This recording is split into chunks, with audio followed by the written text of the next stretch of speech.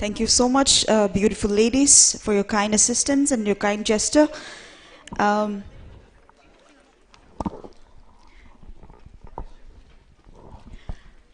As we are starting with our plenary session, I would like to request Professor N. Sushil Kumar Singh, Regional Director, Northeast Regional Campus, IIMC, to talk on the topic, Digital Media, the World of Tomorrow.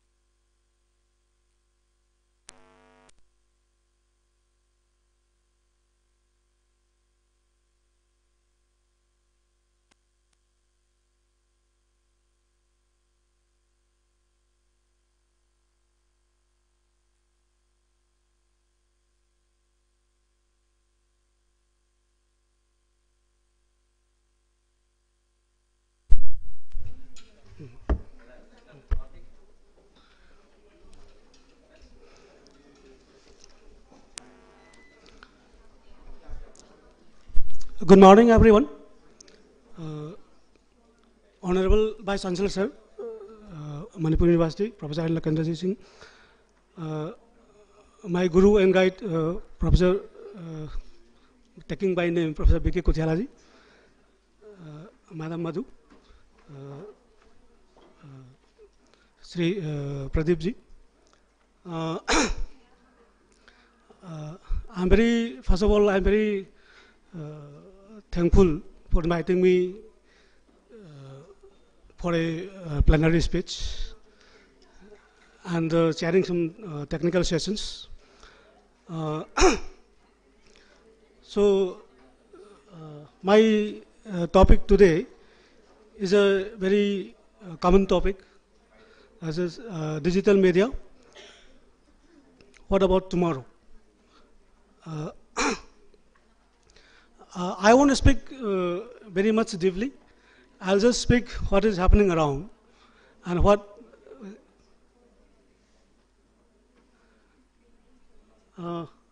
while this technicality is going on. So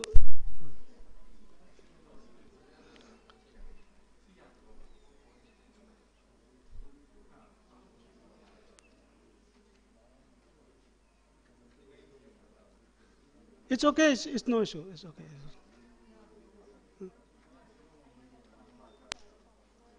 Yeah.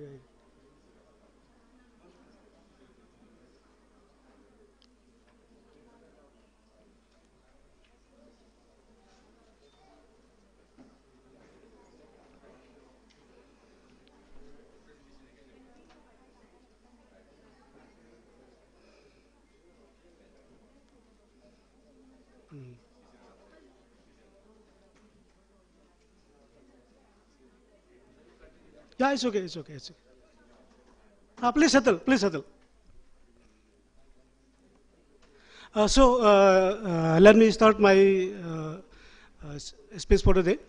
I know this is a very changing time for us, very critical time for us. And the topic, the selected for the conference, this is changing media landscapes and society. So this is, I think, in the beginning, I thought it was supposed to be changing landscapes in media and society.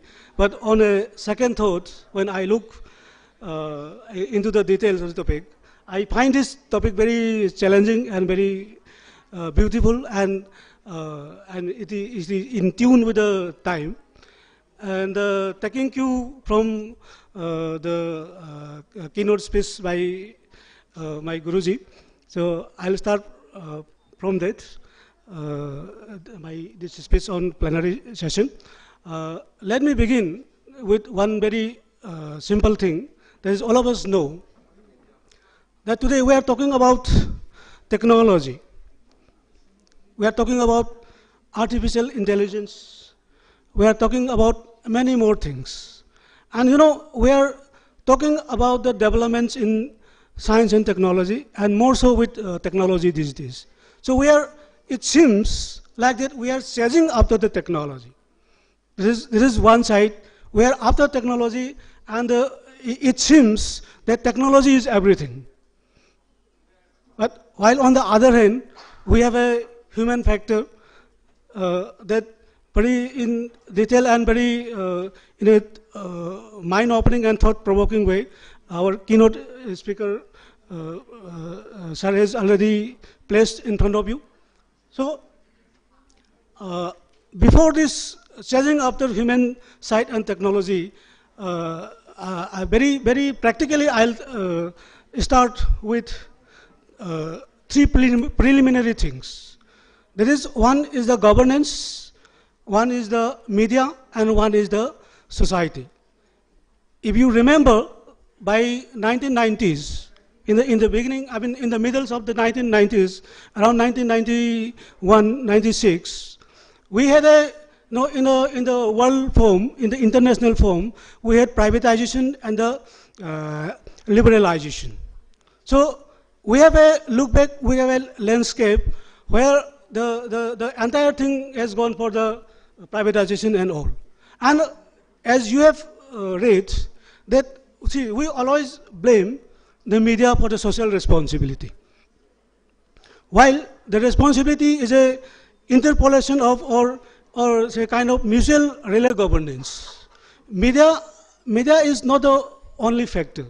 But today we are talking about the media as the only factor, and everything related to the society or the governance, it is handed upon the media, and we think or we say that this is the responsibility of the media, right? But if the media has all the responsibility, what about the responsibility of the society? What about the responsibility of the governance, right? So we, as the social elements, as the members of the society, and as the part of the governance and as a part of the media, we have a collective responsibility in understanding the situation. Right? So now our keynote speaker has already said that, so we have a line of evolution, that we started from those these small things to the Homo sapiens, and Sir has also already talked about the Homo Deus, that is the human gods. That is where we would like to keep in our purview of the this conference today. That, see, we have developed technology in such a way, so rapidly, that technology has taken everything. But what if we look at the development of technology, what is the factor that technology has been developed so much so that it has taken everything in our lives? Answer is very simple. Answer is, this is the human endeavor. This is the human want of, human hungriness of knowledge, power, mind, and everything. So this technology, I would like to say, is a byproduct of this human endeavor, human knowledge, and human restlessness of looking after or exploring the things, excavating the things, and humans wants to know the entire world. This is what I believe is. So in the process, we got computers, as a human, as a human endeavor, right? We got an era of computers, and till now that computers is developing in such a way that it is terming as a human supercomputers. These supercomputers are nothing but this human development. They are trying to match the human mind power, human knowledge. And now the problem is this technology has gone so far that our thinking, our own thinking has been transferred to the technology. So far we were doing the thinking part, the knowledge part, and now that is being transferred to the technology, transferred to the computers. That is what we call the artificial intelligence. And today, you know, where everyone is talking about artificial intelligence. So what is this? When this is a byproduct of the human being, and human works, human extension, as Saraj already said, they see, these are working as our extension of our legs, our hands, our minds, our ears, our nose, and everything like that. But what is this? So this is again only this is human process, human endeavor, and it is not right to hand over everything to the technology. So I just thought in one line, that is, what is artificial intelligence? Is it artificial idiots? This AI, is this artificial idiots or artificial intelligence? When human beings have the unmatched kind of intelligence, the intellect, as our keynote speaker has already said, that we have unmatched intellectuals, our mind process, our memory, our thinking process, our analytical and interpretation these properties, and when we say, okay, artificial intelligence, you write what I want to write, right? So someday, this artificial intelligence or this technology will take over the human beings, and I think you might have heard one term called cyborg. This is a short form of cyber organisms, and we are into that. We have already gone into that. We are already in the process of becoming cyber organisms. My question is, how fair is that? We want our own identity as human beings. We are saying ourselves as the most advanced species of animals. And now we are handing everything to something of our own products. See, why I am saying this? Because after a few years, or maybe in a matter of months or days, right, this technology is going to take everything. We can imagine a situation where technology controls the governance, where technology controls the media, that we know already have taken this thing, and where the technology controls the whole society. So should we call it development? Maybe we call it development, but what about human evolutions? So my my proposition in this conference is, we have done so much for the development or for understanding or for exploring the humans and the human endeavors. We have done so much. We have done, say geology, for example. We want to know the earth structure and all these things. We want to do about the, this kind of calculations, mathematics, and any other field, what and what not. Right? Like physics, like anatomy, like physiology. We have done a lot of study, a lot of things, researches and all these things. Now, again, coming back to the what our keynote speaker has said, you see, we should progress from the most advanced human beings, the most advanced animal species. We must progress to something advanced human beings, and to my mind, perhaps we are talking about a line between the gods, the demigods, and the human beings. And we have already done a lot of studies on spiritualities and understanding the human beings, about the Atmas and Paramatmas. Now, I think we should take a cue that we study further in the advancement of the human beings, the Homo sapiens. So, Saraj already plays about the Homo Deus. Now, what I suggest is, taking in line from the National Education Policy 2020 also, because the government is talking about, in this NEP 2020, the government is talking about the skill developments and the thinking and the analytical processes. So, taking into the bandwagon of that, my proposition is, see, we should think of having some other studies that, that can be an advanced and extended form of the human studies, that can be on the spiritualities or the human intelligence, or that can be about the existence of the gods. And see, because every time we are asking about the existence of the gods. Now, by employing this technology, why cannot we have a study on the existence of the gods? The existence of the different, the kind of the Paramatma, the pull of energy, right? Why can't we have it?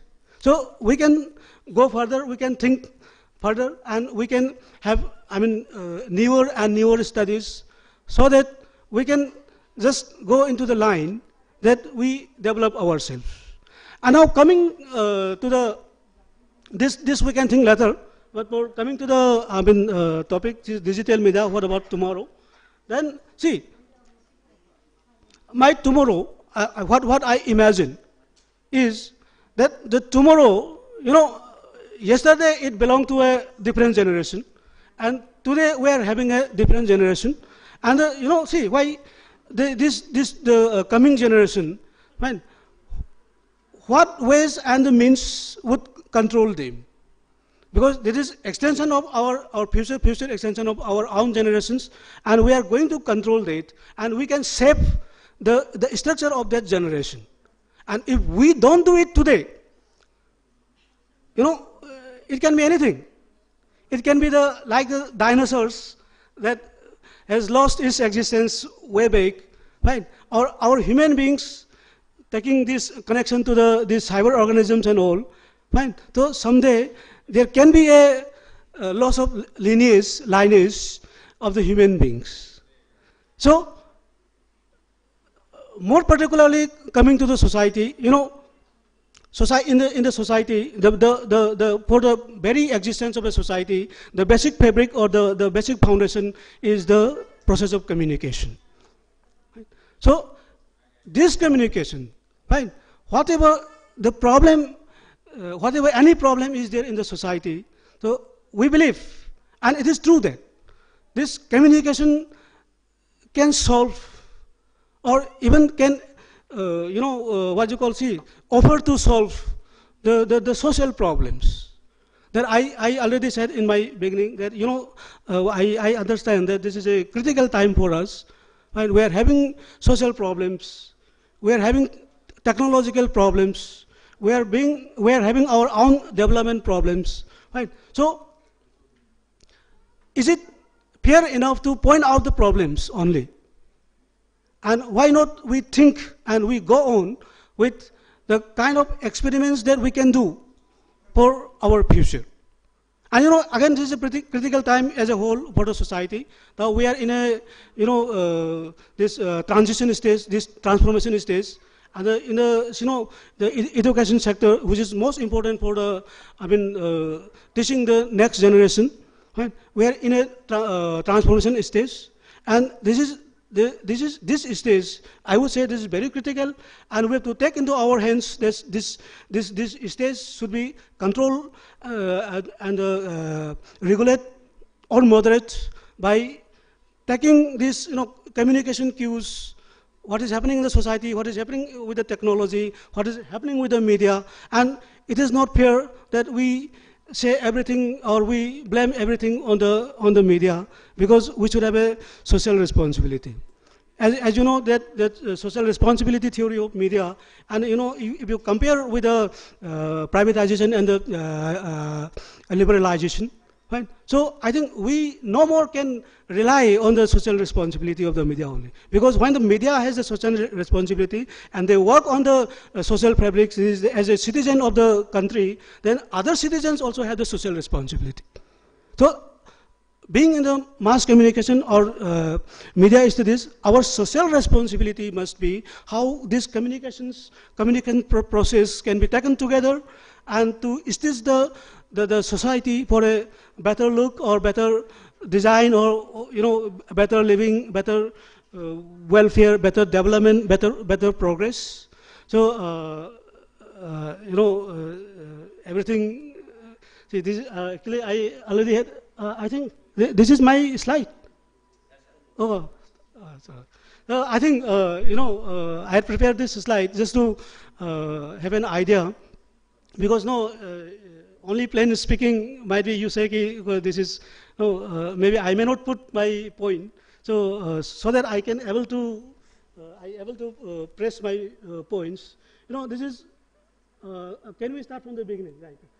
Next slide, please. This is the first slide. Okay. This is the, I'm just wanted to mention about the landscapes of change. This is that, I'm having two arrows, one upwards and one downwards and going back and forth. This is technology and human endeavor. Right. So let me not explain much about this technology and human endeavor, but let me come to the next point. That is analog and the digital process, which everyone knows. Right. Today, in the age of technology, what we are doing, what the scientists or what the technologists are doing, they're just manipulating this kind of energy, the electric currents from analog to the digital, right? And the other things like the taken together, the game of waves. Waves. Whose property is waves? These waves we are talking about these frequencies. Right, this amplitude modulation and frequency modulation and all, whose property are they? Right, this is the property of the society. And this games of these waves in hertz and the digital bytes. Right, these are you playing the games, and that also in the speed of light. And this is where I want to put my emphasis, that this speed of light, as you know, please come to the next slide, please. So we have already seen about the Einstein's formula of U equals to mc square, and this is very common, and I need not explain this. But let me put one point here, that this is our human endeavor is directed towards this development. That how these things they can by using the speed of light, we can transfer the information and control the technology we are having today. Right. And as you might have heard, there is one element called the Gauss particle, which seems these particles, they can travel faster than light. They are known as the Higgs bosons, might be you have having. And this technology is so much developed that we have extended so much, like the plasma television, and we have a thinking phone these days we are having. Right. So then after going these bosons and all this. Right. So if we are used to it and we are into it, and there is no power, that we are a part of it, that part of technology. That means what the others, the scientists, these communication scientists call this the cyborgs and organisms. Right. So, and that is not far again that it becomes, as I told you, this rather than artificial intelligence, you may someday call it this artificial idiots. I mean, we may become, no, please go to the next slide, please. Now, the thinking humans, the human beings, that we talk about the development. Right. This is, I think, we are talking about a better civilization. Right. So today, our civilization is, we are the factors, and tomorrow again will be the agent of change for tomorrow these things. So these civilizations, as we go further, right. So this will become, we may become something different kind of species. So would we like that the next generation, they become humans or other humans? The other human means born by technology. Right? And okay, please skip to that kind of the ultimate, the existence of the Almighty. This one. So we have explored enough of the human beings now. Right? We have done enough for the human beings. What is it? We are talking about this, policies, matters of the governments, or say for the deprived, for the poor, and all these things. Then the technology helps, and technology help notes. Fine. Should we use this and that and all these things in exams and all like this? During the COVID times, also you have seen that. Fine. So my question is to the August audience here is: now is the time to do what? Right. So please go to the next. We have to educate and just I'm coming to the close. Okay. So see, we have to educate the next generation, the present generation, and we may propose some courses of studies. And I leave this backend for you, for everyone, sir, so that everyone can think, everyone can propose. What we can do for the future, and that also in the line of the NEP 2020. Fine. So let me not, say kind of, it should not sound like impending on you that you do something. Right. But we'll be very happy if you come out with new courses of study as a outcome of this conference on changing media landscapes and society. So with this, I may come to my end of the presentation. And before ending, I would like to thank my Guruji, Professor V.K. Kuthiala, who on the request of the department has, kindly consented to come this far, and knowing fully well that this connection between these places are difficult these days, and this is we are so happy, delighted, and with so much deepest of the gratitudes. So I should thank him, and I should thank the department, Dr. R.K. Lilavati, head in charge, and her team, Dr. Meena Kumari Angom, Dr. Natasha, Dr. Sonia, and Dr. Rohin Kanta also.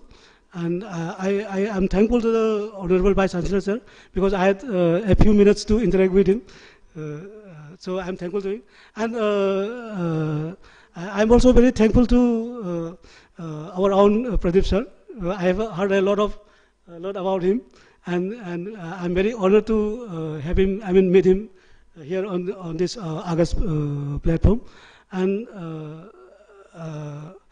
our colleague, Dr. Sunil, who came all the way from Arunachal Pradesh for this conference, and all other colleagues, Dr. Abhijit Bora, Professor Kavi, Professor Abhijit Bora, and all. I'm thankful to one and all. And last but not the least, I'm thankful to all the scholars, all the students, and everyone present here. Thank you very much. Thank you. Thank you so much, Professor N. Sushil Kumar Singh, Regional Director, Northeast Regional Campus, IIMC Aizold, for your plenary speech on digital media, the world of tomorrow. And now we have a last special lecture, and after the special lecture, we will be having a paper presentation. So thank you very much for inviting me to speak here. And I had chosen the topic media ethics, but before I start with that, and yeah, my picture is already up. I just want to show that picture and also the rest, some more pictures. But I will not go into the entire length of this presentation because I don't think there will be time. There's so many more to go on. But I just want to start on the idea of subjectivity and objectivity. The subjectivity and objectivity. And why, when you represent truth, the objective is important, but it's not always the final word. That there's so many which are truth, which cannot just be expressed. And in fact, Kathy Carrot has done a book called Unclaimed Experiences. There are so many experiences that you cannot claim. And I am showing this picture to just illustrate that point, that there is a woman, Mary, her fiancé had died. This is in the Arlington graveyard in the USA, where the war deads are buried. So this woman is actually paying homage to her fiancé.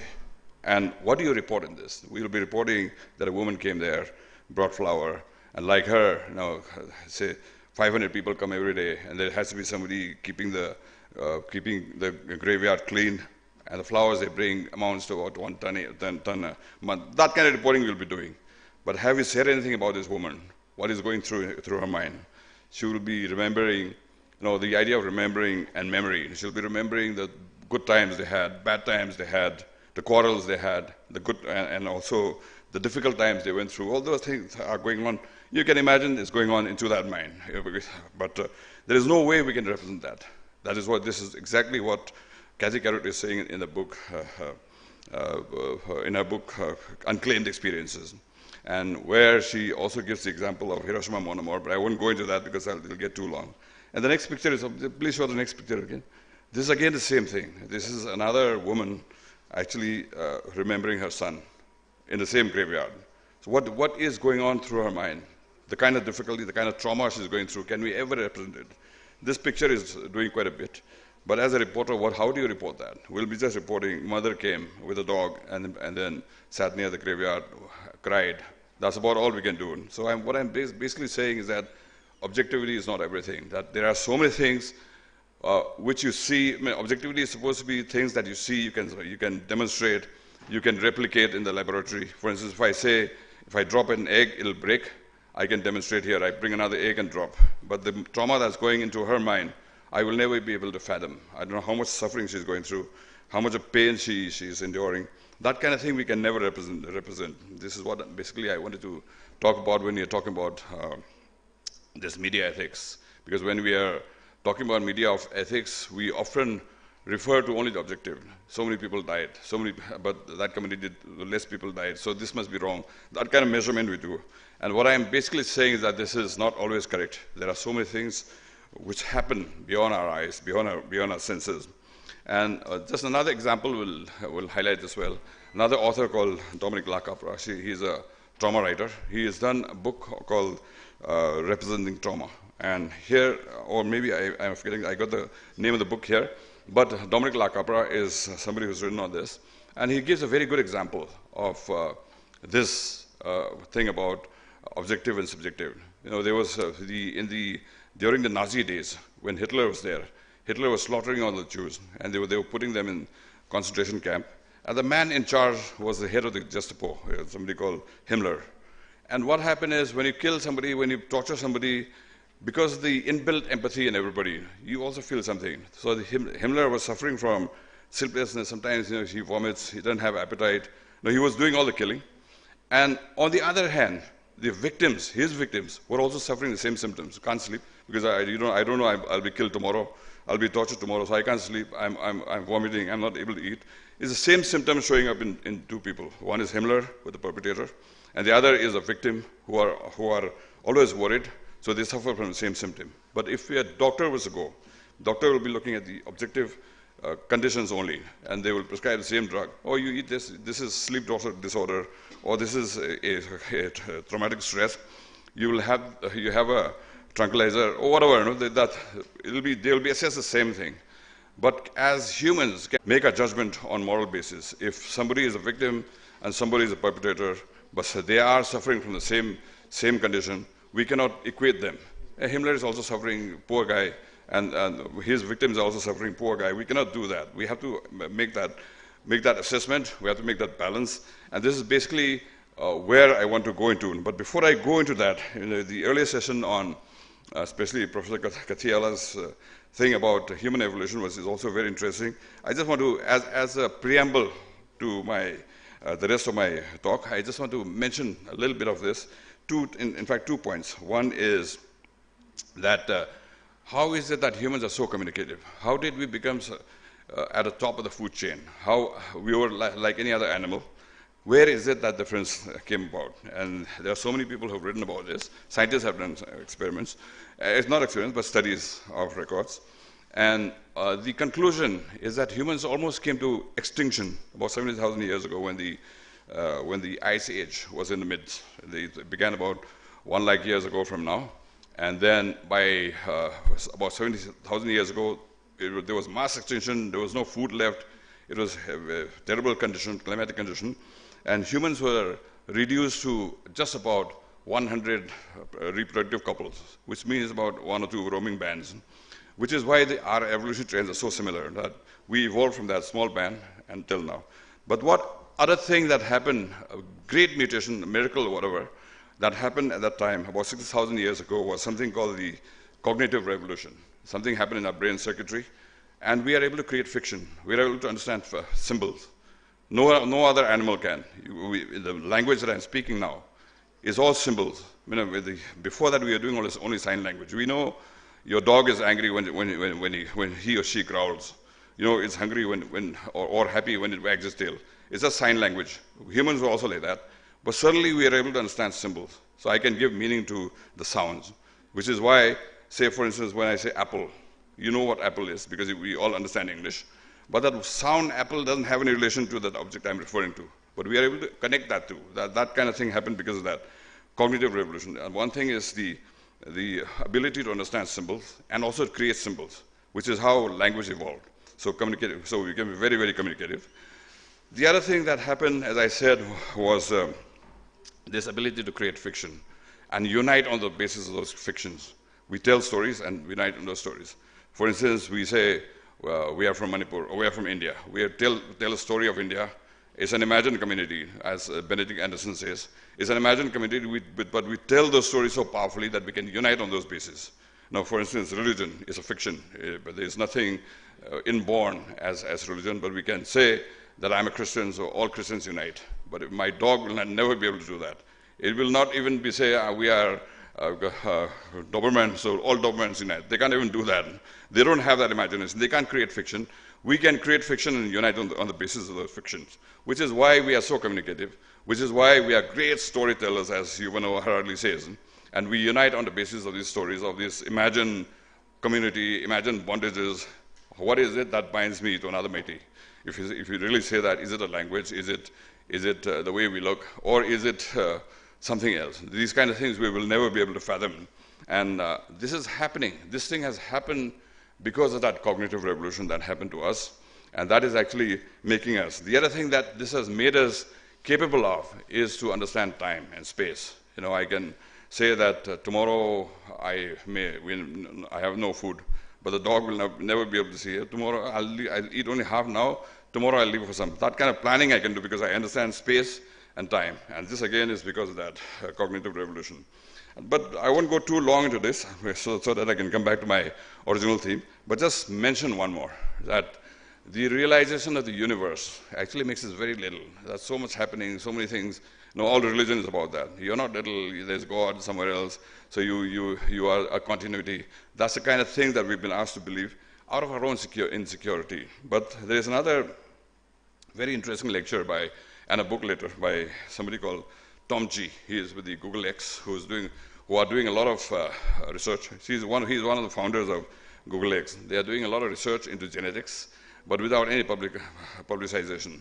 So, and he's come out with a lecture called The Illusion of Irrelevance. And that's the same thing, that we are so little, what will I do? You know, that tendency to believe that we are nothing. And he says, this is again an illusion. You know, and he gives example of a unicellular creature called the cyanobacteria.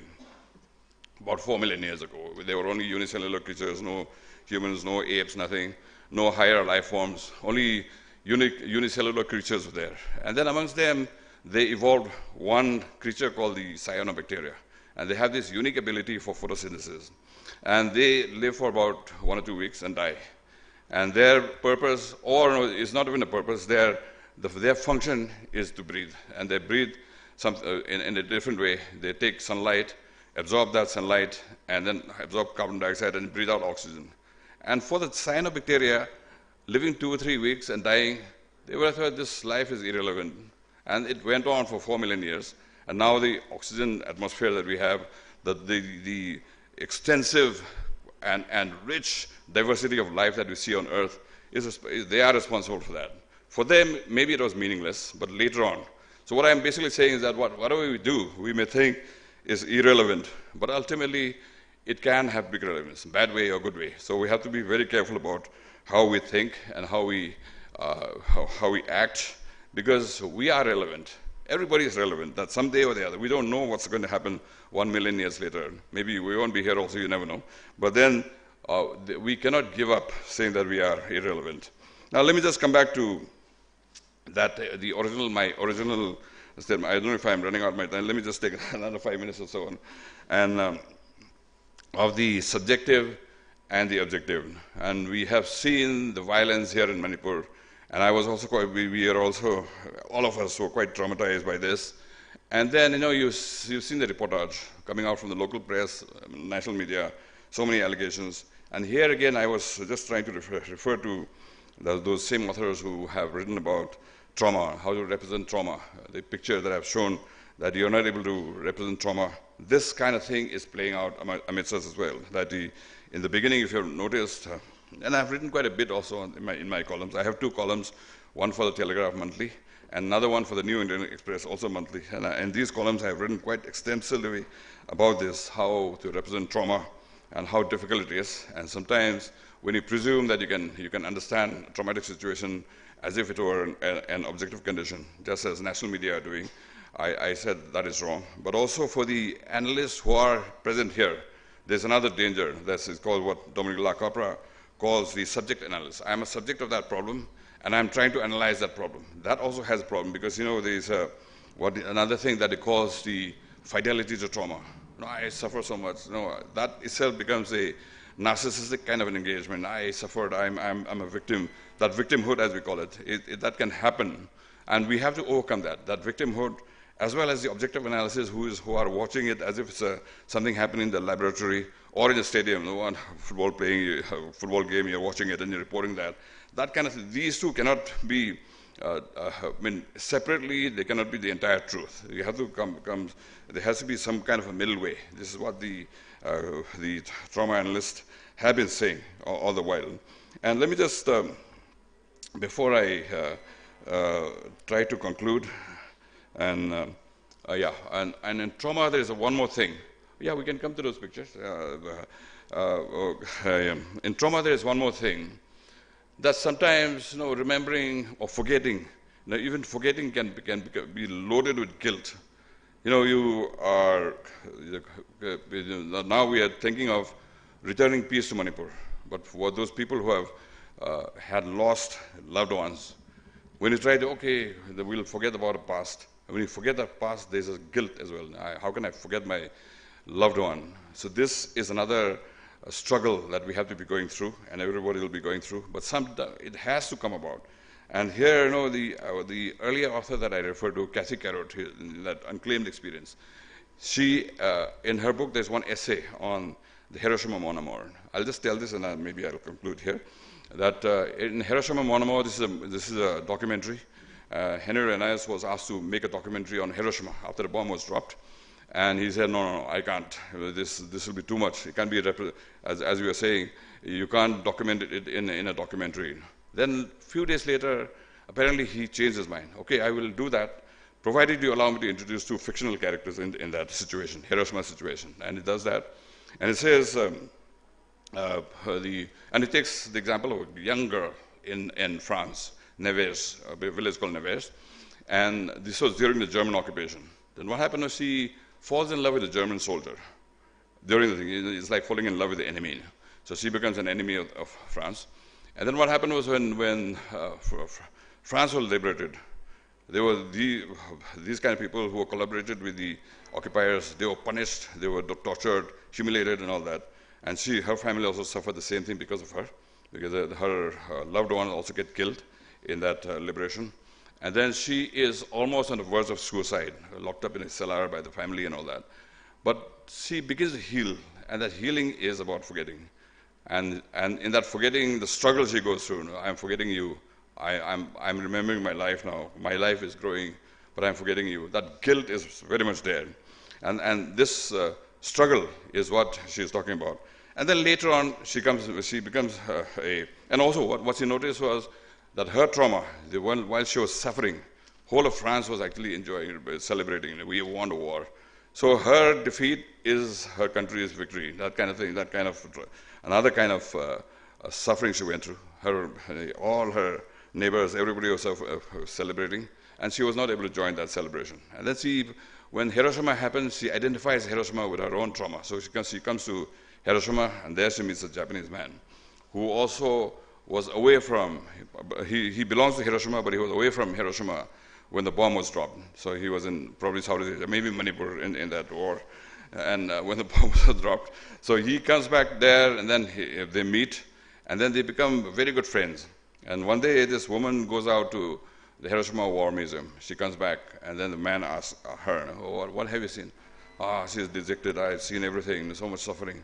The man says, you have not seen anything. How can you see? I mean, meaning you're a foreigner. You don't know what kind of suffering. I lost my father. I lost my mother, my children, my favorite shops. That kind of thing you will never be able to grasp. And then, but the woman says, no, I've seen everything. And said, you have not seen anything. But the question that Kathy Carrot asks is, why is a Japanese man alive? If he was there in Hiroshima on that day, he would have been dead. So his own suffering, his own reportage of Hiroshima is only a second-hand kind of report. Maybe it's closer in the sense that he belongs there, but he was not part of that action. And yet he's saying that his history is closer to the truth than the woman's history. A woman who identifies with the place, who loves that place, who thinks her suffering is similar to that suffering of Hiroshima, and her account of Hiroshima is dismissed as not complete. And his own account is supposed to be more. So Kathy Carrot poses this kind of question. Where do we place that entire truth? So this is the kind of thing that I've been also writing about in my thing. And the debates that goes through, I will not go into that. But the pictures, let me start with the first one in this series of this Kevin Carter's picture. This is, I think, a very well-known picture. He won a Pulitzer Prize for this. And he was accoladed. This was in Somalia somewhere, or Ethiopia or somewhere. I forget the exact thing. And there he went and took a photo. It was published first in the New York Times. And then next day there was apparently lots of calls at the New York Times office, not praising the photograph, but asking what happened to the child. So you see, people are also thinking about the fate of other people. So they were, what happened to the child? What happened to the child? You see this child, behind there's a vulture. They want to know if the vulture ate the child died and all that. So New York Times apparently had to do something which it had never done before. They had to explain the photograph the next day. Kevin Carter took the child away, put her near to a UN food distribution center, and the child is safe. That kind of thing they had to clarify. But still, he won the Pulitzer Prize, and there was celebration. He became a celebrity, got money and all that. But 3 months later, he committed suicide. So people are saying that maybe it's his own problem, maybe there were other issues, but people are suspecting or assuming that there is something called conscience. He didn't do what he was supposed to do as a human. That's why he committed suicide. Now, I'm not saying that this is exactly the thing, but the debate came about. There is also something called conscience. There's also something called empathy, which will make you worry about your moral responsibilities. And the next picture is by somebody called Eddie Adams. I've had lots of pictures like this, but I'll just show it. So this is by Eddie Adams, and Viet Cong, the man who's being shot is somebody from the Viet Cong. When the Vietnam thing was happening, this is in Saigon, and General Nguyen is the one shooting the man.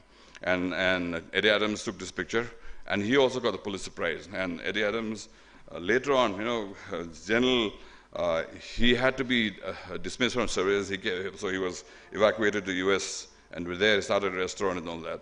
But there do people notice this, because this photo became a very controversial and also very influential kind of picture.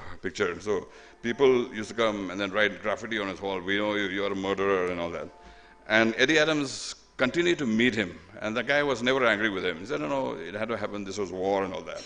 So Eddie Adams later on actually regretted that he actually did that. But just show the next picture.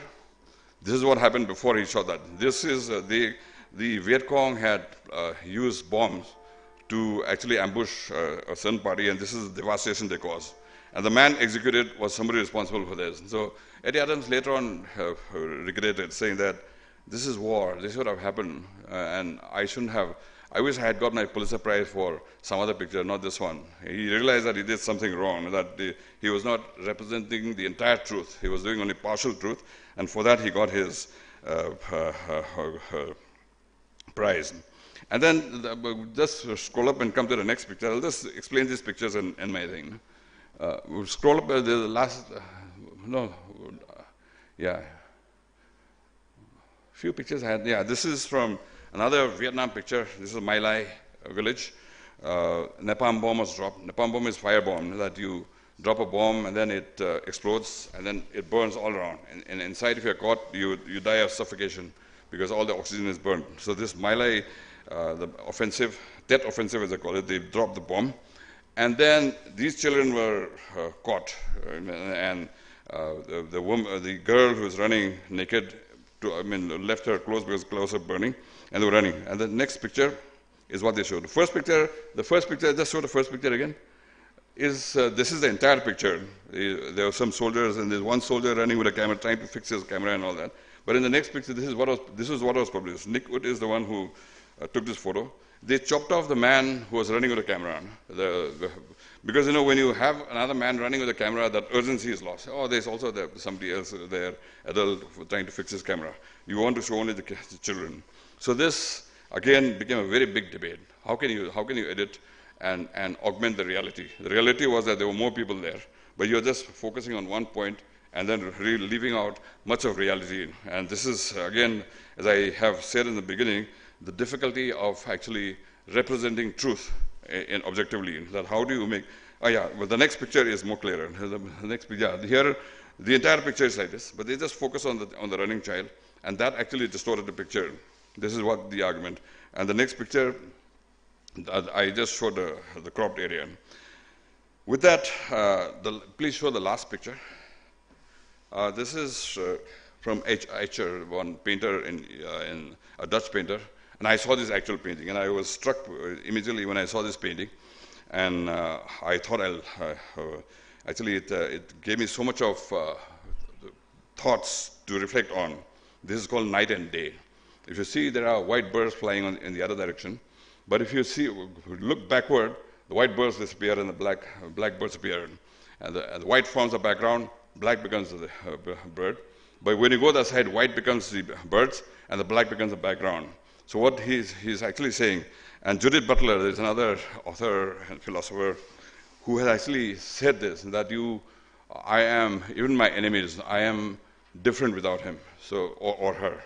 So in me, there is a bit of that other. If that other was not there, my identity would not have been the same. And see, if the black and white, if the whites disappear, the blacks will also disappear. There will be no picture. If the blacks disappear, only the whites will remain, and there will be no picture at all. So the idea of identity needs somebody else, and that somebody else is not always your friends. It's sometimes some people that you think are your opponent. If Pakistan was not here, India's identity would have been different. Like that. There is a duality that even in your worst enemies, there's a bit of that enemy in you, who is making you what you are. The person that you love contains a bit of that enemy. And this, again, another psychologist called Ashish Nandi, he's done a book called Intimate Enemy, where he's talking about, and I've written an article recently published again on this idea of intimate enemy. Why is the enemy important? And, the idea of the other, and to just give another example, we have all heard of Robinson Crusoe, the old tale about the man who got marooned in an isolated island. He was there alone. And then after some time, he didn't even need his name. He just wanted to survive. He just domesticated some animals so that if he falls ill, he will not be short of food and all that. But suddenly, one day he sees footprints in the beach. And then he goes there and tries to see if it is his own footprint. Then there was that it was not. It was somebody else's footprint. Then suddenly he realized that I am here.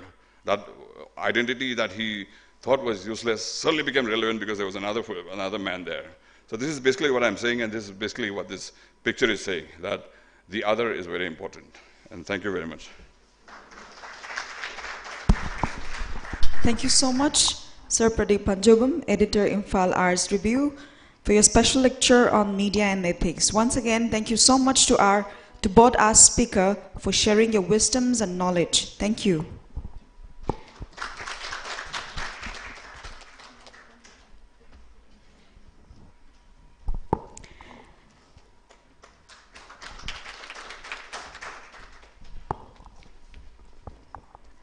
That will be the end of our plenary session, and now we'll be having a paper presentation, and I hand over the mic to our coordinator, Renuka Soraisam, research scholar and assistant Bisan and Bruno.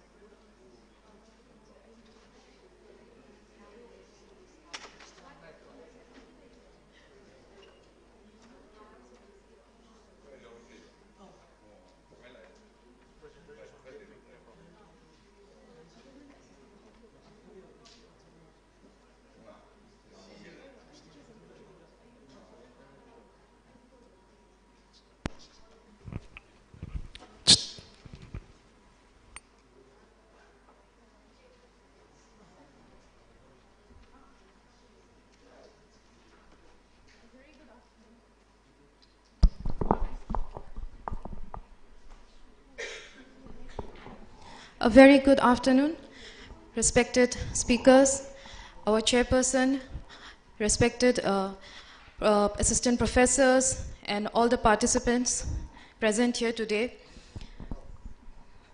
We express our apology for a little delay in starting our session. Our first offline session, the chairperson is Professor N. Sushil Kumar. I would like to give a brief introduction about Professor Sushil Kumar. He is the present Regional Director at the Indian Institute of Mass Communication, Northeastern Regional Campus, Aizawl. He was also the former chairman at the Department of Communication, Management and Technology, Guru Jambeshwar University of Science and Technology, Hisar, Haryana. He has an experience of more than 25 years of teaching mass communication with research, teaching media studies, electronic media, and mention may be made that Professor Sushil Kumar was part of the first NEP 2020 experimental introduction in the BA Mass Communication, which was on an experimental basis. But unfortunately, he had to leave to join the university for Indian Institute of Mass Communication. And his main goal was to specially serve the media education in the northeastern region. And before we start our session, I would like to request Sir to kindly give some words of encouragement to our participants.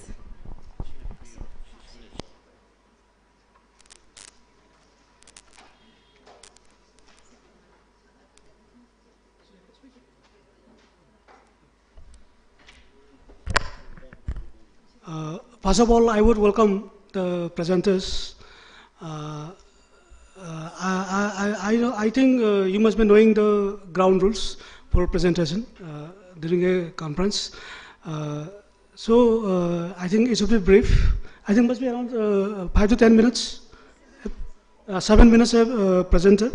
For the best of these things, please, first thing you should do is to explain the problem statement. In what area you are doing the research, right?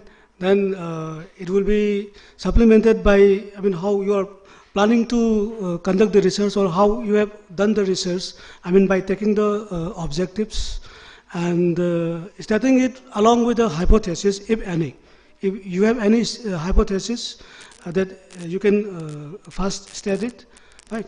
So then please come direct to the kind of data collection you have done, the research design, the research methodology, right? And then please come with the important findings only, what you think the significant results and how it is correlated to your statement of the problem. So this is the, I think, ground rule. So please follow it so that everyone can understand the magnitude of and the problem you're doing the research and the publication. And for publications, you have to follow the APA rules, that is American Psychological Association rules. Right. So I would be very glad if you stick to that. You follow that APA styles in presentation. So let us hope for the best. So we can start with the first presenter. Our first presenter is Ms. Ireda Laurembam. She is a PhD research scholar at Department of Mass Communication, Manipur University. The title of her paper is Women and Entrepreneurship in the Digital Sphere of Manipur. I would again like to remind that each presenter will be given 7 minutes time, and after the end of all the presentations, we'll have a question and answer session. My greetings to everyone present here. My topic is on women and entrepreneurship in the digital sphere of Manipur. In my first slide, you can see that according to the Sumbiterian concept, innovation is a must among women entrepreneurs to succeed. And on that note, there has been a wave of digital women entrepreneurs who are running online business in a way that has never been done before. Most of them are self-taught and they do not possess any complicated software or equipment rather than their own personal mobile phones. And they operate solely on social media, using it as a virtual store to showcase and also sell their products as well. For my research objectives, in the third slide, first of all, I wanted to discover how women entrepreneurs utilize social media as a platform to grow their online business. Secondly, I wanted to determine the strategies adopted by these women entrepreneurs to interact with their customers and develop long-lasting relationships. Lastly, I wanted to understand the potential benefits of operating a social media-run business and also if there are any entry barriers, if so. Moving on to my research methodology, I have undertaken a case study method, and the business in question is a business by the name of Highlight Creations. It is a woman-run business, and the methods I have chosen are in-depth, semi-structured interviews. Information from the business social media posts as well have been analyzed. A bit brief about the business that I've undertaken in the next slide. Highlight Creations is a gifting solution business which is based online on Instagram. It was founded in 2018 by a group of 5 friends. 4 of them are MBA graduates and 1 of them is an MCA graduate. And they have founded this business in their early 20s. In the next slide, I have gone directly into my interview analysis findings. So the purpose for starting their business, one of the main reasons was that besides sharing a common friendship, they also had a common passion for creating and being an entrepreneur. Second, they wanted to generate employment for the local artisans. And lastly, they wanted to promote the local products of our state. In the next slide, I've given a visual depiction of their product lineup. They mainly deal in gift hampers, specially made in Manipur, and that has been curated for any occasion or festival, be it birthday gift hampers, corporate festives, and so on. The included items have been sourced from local artisans, and the hamper itself is a basket which is made from kauna, which is the water reed available only in Manipur. It's indigenous to the state. And their main unique selling proposition is that it's completely eco-conscious, it's reusable, as well as it is recyclable. So that is their main strong selling point. In the next slide, I've given some more visual depictions of their products. Their signatory style is that they have put small items completely up to the customer's preference, and it's inside a wooden crate, which is again environmentally friendly. In the next slide, I have went into why they have chosen Instagram as their main platform.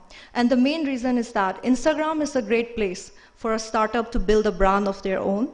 Secondly, it is direct selling, which is convenient and also provides engagement between the customer and the seller. The third reason is that Instagram also has a unique strategy where they provide business analytical tools, which comes in handy for any online business to go in depth into their customers' preferences online. And lastly, Instagram, as opposed to a physical store, it does not come with any risk as compared to a physical store, be it utility, maintenance, and any overhead costs or any unnecessary expenses. Now, if you look at the strategies employed by the business for running their social media account, first of all, Instagram is an audio-visual medium. So what that means is that it is very convenient to promote and showcase their products, mainly and directly to the customers in preferred. They do not only post about their products on the market, but they also post about other businesses, and they also promote local artisans. And this in itself is their biggest strategy, because they are breaking the monotony of mainly being a strict relationship between a buyer and a seller. So rather, they have made it a shared common space between the business person themselves and the customers. They have brought along in their journey as well. So they have also uploaded interesting contents, such as behind the scenes, did you know trivia posts, and even stories. And on top of that, in the last point, I've mentioned that Reels are the most interactive section so far in all of the contents that they have uploaded. Moving on to my next slide, I've given a visual depiction again of the kind of content that they upload. As you can see, one of them is a story about a local artisan who is in charge of making their signatory wooden crate. And in the last picture, we can see that it is a behind the scene of a handloom weaver. So they have given such interesting humanity touch to their marketing strategies. Moving on to my next slide, they have also given polls such as like which kind of gift do you prefer. So they've taken the customers directly along their selling process. And they've also given do you know kind of trivia as like how to care for your plant as such, so that they don't strictly come off as a business trying to sell just another product. Moving on to my next slide, I've went into the merits of operating an online business on social media. First of all, as naturally concluded, strong bond with the customers. There is engagement, there is convenience, there is easier entry barriers as compared to other modes of communication, and they also can benefit financially from running such a business. And lastly, they get to network actively with other women entrepreneurs in Manipur as well as from the northeast of India. Lastly, as anything, there has to be a pros and cons to every such thing. So there are a few drawbacks of running an online business.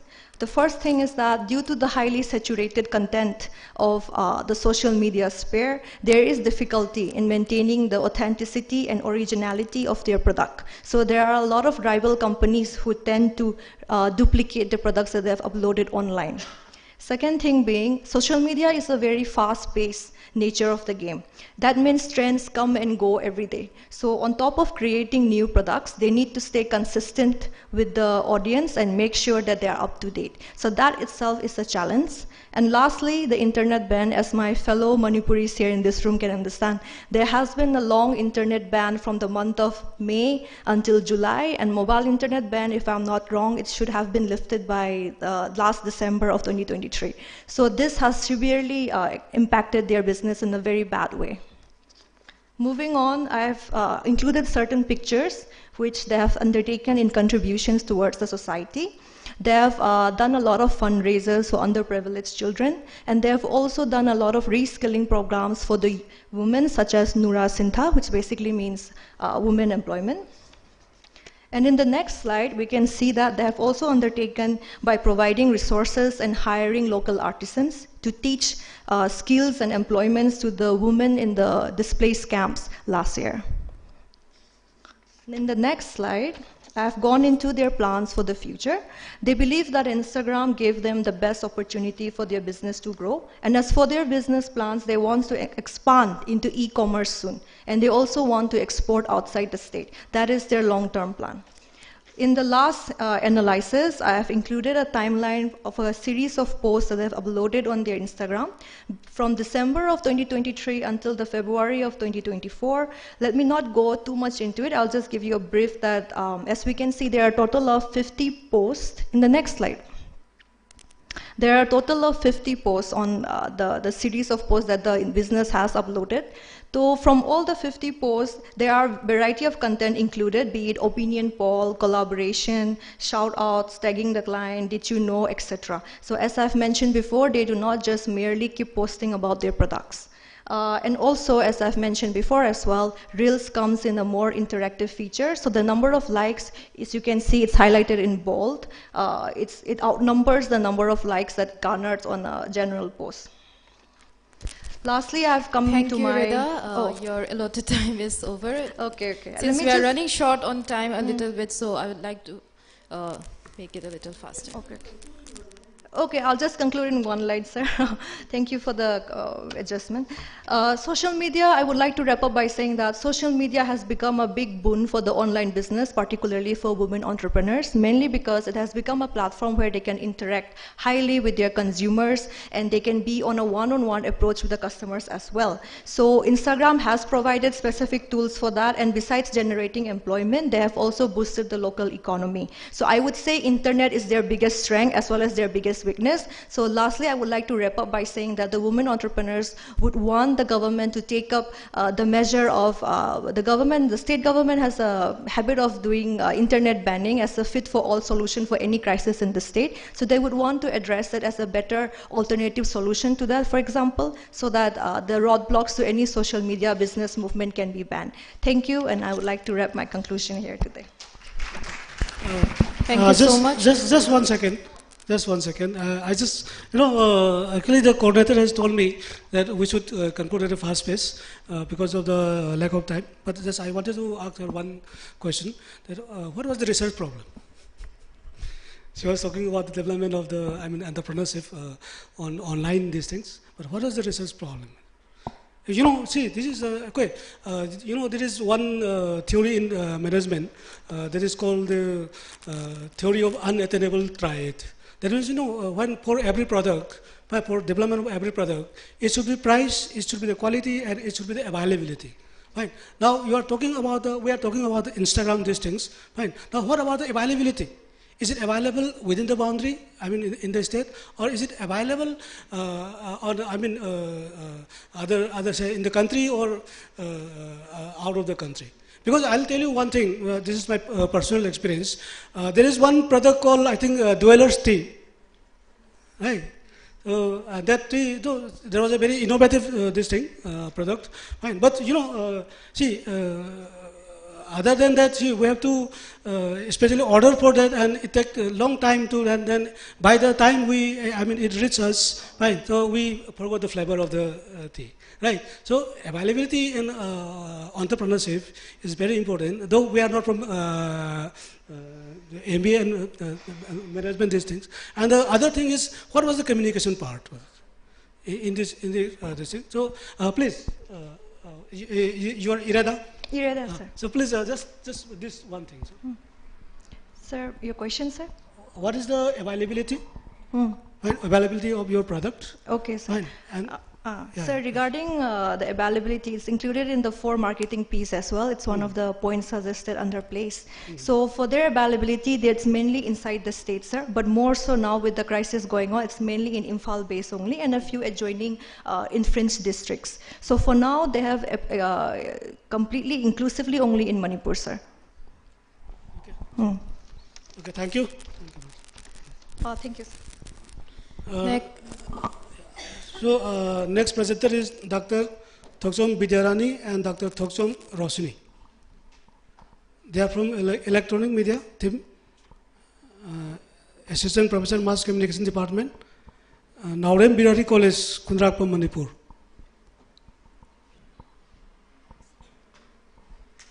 NB College. Anyone can present. But once again, this is a reminder that please concentrate on the research problem, please.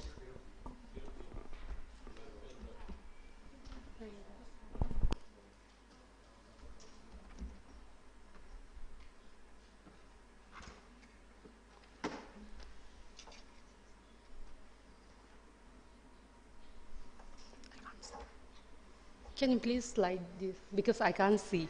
I have to see and I have to.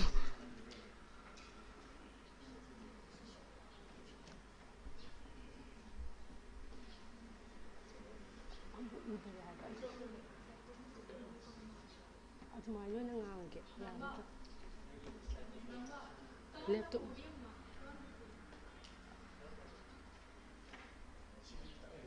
Nati laptop mang ta dum ngang ba dia ba.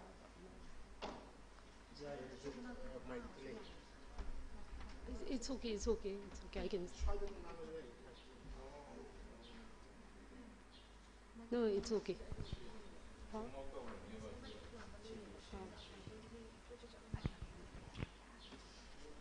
Yeah, yeah. It's okay, it's okay. Hello, yeah, very good afternoon to everyone. My name is Roshni, and unfortunately, my my colleague, she can't present. I will be presenting the whole paper. So the name of my paper is The Role of Regional Media in Rural Development in Context to the Radio Program in Manipur. Can you please?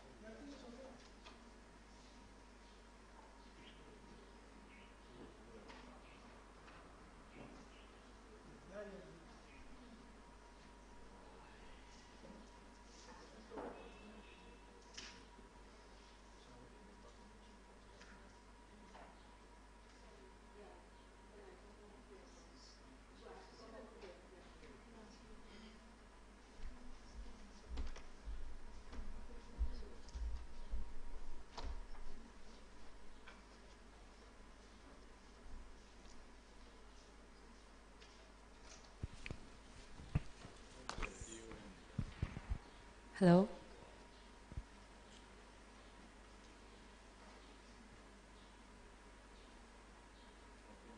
Yeah, yeah.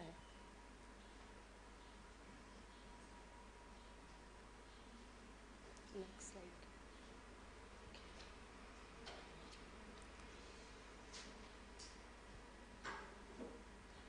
Okay, let me just introduce about communication. What is communication? We have already known what is communication, and communication, like we use symbol or sound to connect with the external world. Without communication, nobody can stay. I'm sure about that. And like for communication skill, we have radio, film, television, and these are the communication skill for us to get information and to communicate with the people. So like mass communication plays a vital role in creating awareness to people about policies, education, and program for development. So these are the communication, the vital role of mass communication that have been playing for yeah, for I think you can skip this yes, introduction. Yes, sir, can I please? Because this is not part of the research. Yes, yes, yes, sir. That would be great. Okay, let me go to the purpose of the paper.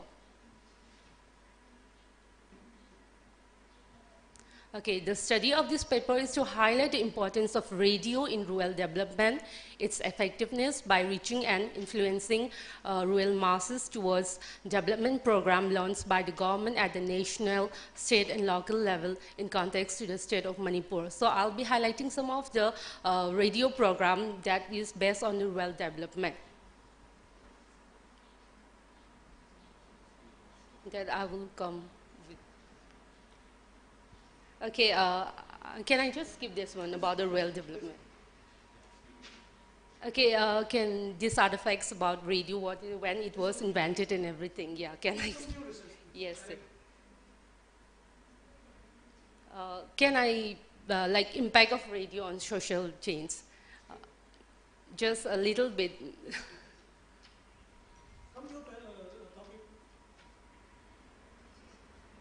Okay, these are the role of radio that have been playing for played for in creating awareness in health and education. Like they have a broadcast program related to mother and child health and about the child development service or Anganwadi program. That I will give the whole program list at the end of my slide. And yeah, it entertains and provides information to the mass that we all know that how radio plays, and we like the people, the audience, they really appreciate especially the drama that are played at the radio, and mostly like rural people, they talks about like, oh, the drama that basantagi no alam dai. So they really like those kind of program.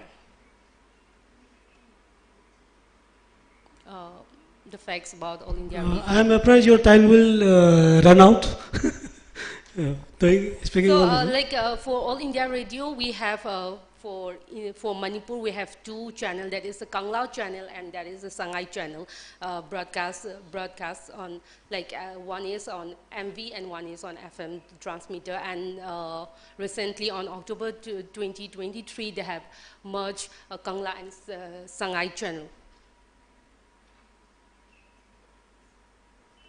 So these are the channel, like the transmitter strength is 10 kWFM, then the broadcast frequency, and we have the coverage for 12 districts, that is Impal East, Impal West, Thoubal, Kukching, Bisempu. These are some of the districts that had been, the radio have coverage. And these are the duration of the broadcasting time. And for winter, they have it starts from 5:58 a.m. then it goes till 3:32. So these are the schedule for the duration for their broadcasting schedule. Then we have for the Kangla channel, these are the transmitter strength and everything. And for Kangla channel, it covered 16 districts. That is Impal East, Impal West, Thoubal, Bisempu, Chandel, Chuchampur, access, and they have three transmission. That is then the duration of the morning, winter and summer, the duration of are given over here.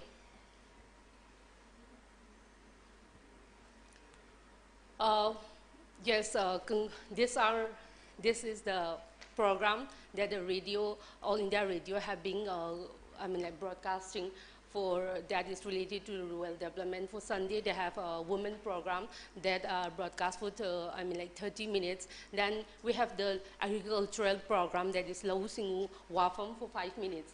So these are the schedule that they have that are focused on rural development. You have 2 minutes left. Yes, yes. So this, according to the survey, this is the highest listener in morning transmission for rural area is 74.0%. Then for afternoon we have 53.0. Then For evening, we have like 65.0%. Then for every day, we have this lau sing wafum for 5 minutes. That is for agriculture program. For 5 minutes, we will be singing like, you know, from the whole week, we have lau sing uba. That is compulsory, the programs are.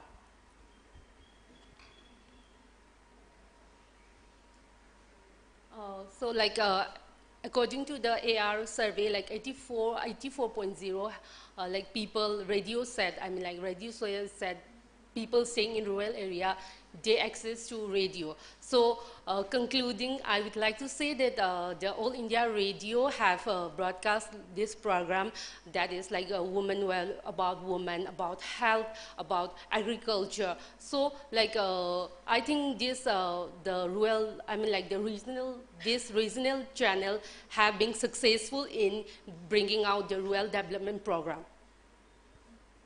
As so far. So you concluded? Yes. Okay. So what was the research problem?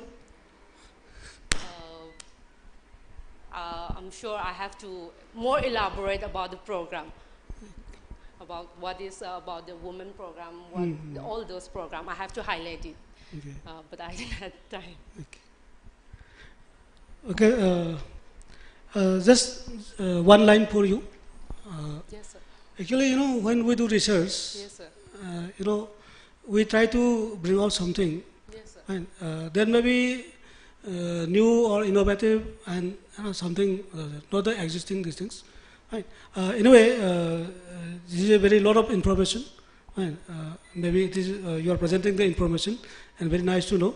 But please take care of your, I mean, like say sometimes spellings. On the previous slide, you have lau shigugi wafum, that your N was missing. So, okay, this is about the programs, right? Yes, sir. Yes. So, anyway, what was the development part of it? Rural development you are talking in your topic. Yes. Right. So, what was the development part of this? So, as I've given the survey, that the survey have been done and they have like given the percentage. These are the percentage that, like they said, that it is successful. So you have successful parameters. You know, when you do something, and how to measure that these programs are success or not success. It reach the, I mean, the intended this thing, you know, audience and all these things. Fine. So, what is your contribution of research in this topic? So, you are talking about the programs on radio and rural development. Fine. So, is rural development measured? Okay. Now I understand. Okay. Thank you very much. Thus, the importance of intercultural communicative competence is felt in a classroom like the CVCS course on communicative English, which consists learners from different linguistic and cultural background. And so, intercultural communication, this thing, it's not a new thing. Several dimensions of intercultural communicative competence have been developed. Mention can be made of Chen and Starosta's model of intercultural competence, which include the intercultural sensitivity, intercultural awareness, and intercultural adroitness. Another one is Ruben, who come up with the 7 dimensions of intercultural communication, that is display of respect for other culture, interaction posture, orientation to knowledge, empathy, self-orientation, self-oriented role behavior, interaction management, and tolerance of ambiguity. And Byram in 1997, he also came up with the 5-factor model of intercultural competence, in which the competence should include the attitude, the ability to suspend disbelief about other culture while believing one's own culture, knowledge of social interaction, both in one's own culture and the target language, skills of interpreting and relating the two culture, skills of discovery and interaction, and lastly, critical cultural awareness. So, the paper attempts to study the assessment of the students' intercultural communicative competence, and also to discuss some of the strategies used by the researcher to develop intercultural communicative competence among the students, and also the challenges involved. So I will skip the introductions since there is not much time, and I have given a brief account of the background study of what is competence. And I will come to the objective. The objective of my study, the first one is to assess the intercultural communicative competence of the PG students who opted for CBCS course on communicative English for the year 2023, to assess the role of English in cross-cultural communication. And the last one is to discuss strategies to develop intercultural communication among the PG students. The research is carried out among the PG students for the year 2023. The total number of students enrolled for the course is 72, and the data is collected through questionnaire in the Google format. The questionnaire contains checklists based on Byram's model of intercultural communicative competence and the researchers' own experience in the language teaching for the last 6 years. Most of the questions are close-ended, but there is one open-ended question. In that open-ended question, the students are asked to narrate their own experience of intercultural communication, which is interesting or which is shocking to them. And out of the 72 students, 64, that is 88.88% of them have responded to the questionnaire. And the intercultural communicative competence is measured through 4 medium, that is knowledge, skill, awareness, and attitude. And the data is collected using Likert scale, and the data is measured using analyzed through the mean score. And one of the interesting part, like I have highlighted, that the classroom consists of students coming from different linguistic communities, different cultures. So the mother tongue of the majority of the students, it's Maitalon, with 64.5% of them. We have Tangkhul students in the classroom, 66.5%. Students who speak Hindi as their mother tongue, 6.4%.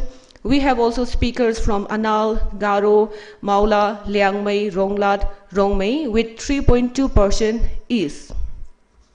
And I would skip the portions what I have included in knowledge, skill, awareness, and attitude.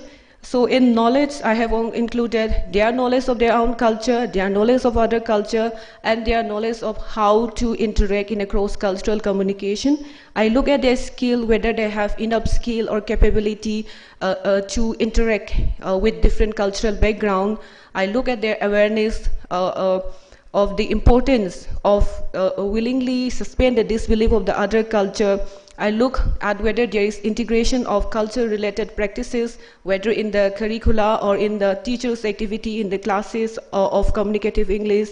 I look at their attitude, whether they mind the cultural difference, whether it is important for them to know English, to have better intercultural communication, and also their concept when they talk about stories or writings in English. Do they always concentrate on the writings on the American or British English, or do they also are they also interested in reading literatures from the local writers, mostly from Northeast India, or are they interested in reading translations of the vernacular medium? So I do an assessment of it. Sorry for interruption. Yes, how sir. did you select these people? Sir, How did you select these people? On what basis you selected? Pepper. No, these people you are talking about. Sir, The these are students. the students for opting for communicative English. We have a paper here in which our department offered this communicative English, and there are students who come from different departments, physics, history. So I try to assess their intercultural communicative competence, and also try to see that what are the strategies that I can develop in order to improve their competence So in was intercultural it communication. a sampling or a census? It was a simple research, sir. Simple? Just assessing using a model from Byram's 1997 model of intercultural communicative competence. I'm trying to assess. No, in that case, how did you select the people? That is what I wanted to know. How I select the? Yeah, these people, on what basis you select them? Uh, Is that they are available, so you are doing it? No, sir. Actually, when we talk about teaching communicative English, what we always think that we should be good in grammar, we should be good in the listening, speaking, reading, and writing skill, and that is enough to become a good person, to become a good communicator. However, we always left behind this intercultural element. So this is the idea that I come up. That is why I selected these particular students who opted for communicative English and try to see whether it should be included, and if so, how can it be included, sir? Please carry on. I do the analysis by looking at the by calculating the main score.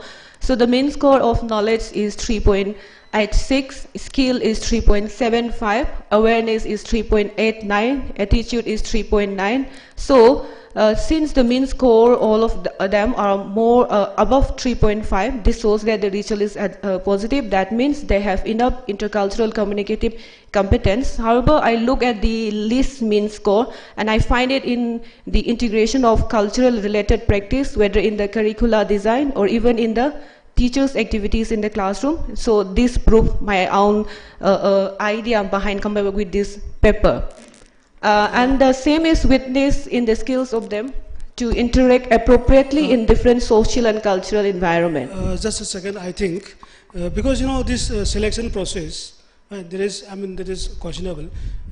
These are selected through some entrance exams? No, sir. So how did they get the admission there in this course? Sir, the thing is that every student in Manipur University, whether they are doing masters in English and cultural studies or in mass communication, they have to offer one paper outside their department. So this is a paper that is open, and students from other departments, they can offer it, and the paper is offered in the fourth semester. Okay, so there was what I was asking, that is how did you select the sample? Did you include everyone? Yes, I include everyone. I include 70. I try to include 72 of them, but only 64 of them have responded to the questionnaire. Right, there you are. To the open-ended question on relating their interaction process, I find that. Thank you, Dr. Daina. Thank you. Your allotted time is over. We can proceed with the questionnaires after all the presentations are done. By the way, it was a very beautiful presentation. Thank you, sir. Please. So, should we go to the next? This is Dr. Somali Chakraborty. Our topic is a study on applying blockchain technology in marketing campaigns. She is Assistant Professor, Department of English and Cultural Studies, Manipur University, Kanchipur. Sorry, I think this is wrongly written here, wrongly entered here.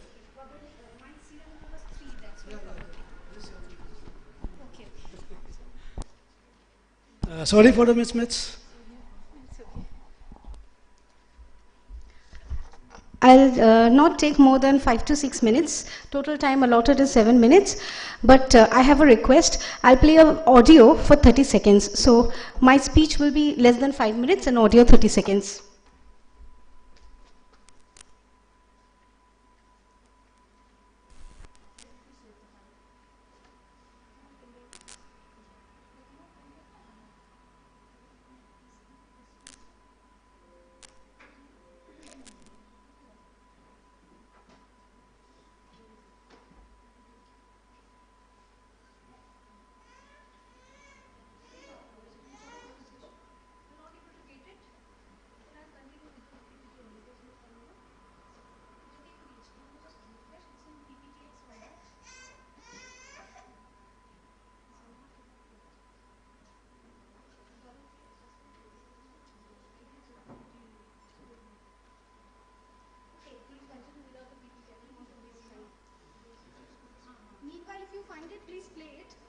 Dr. Somali or Somali. So I'll be talking on blockchain technology, and this is in tune with Dr. Sushil Kumar Singh had talked in the plenary session.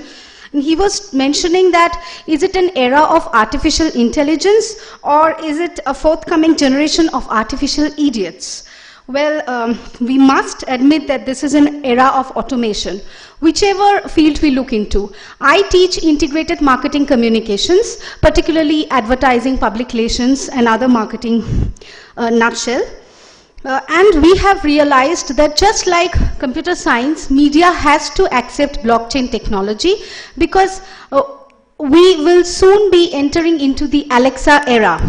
If you are all aware that a television channel, OTV, Oriya television channel, has already employed one of the AI humanoid as the newsreader. So it is not a human being. The newsreader, she looks just like us, but she is run by the same technology with which we talk to Alexa or Sophia. Sophia has been given citizenship in Saudi Arabia. She has got citizenship. She's one of the residents. So that is the acceptance of artificial intelligence and automation. I am not able to show the PPT for whatever reason, but I would just like to narrate an example.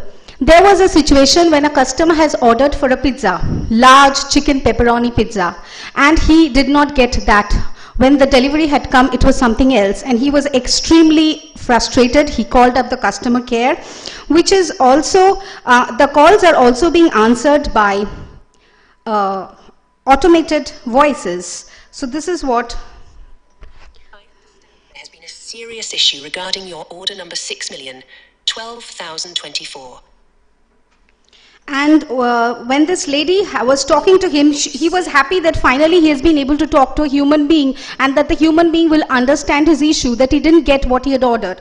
So the resolution given by the customer care executive senior was this. New pizzas with extra cheese.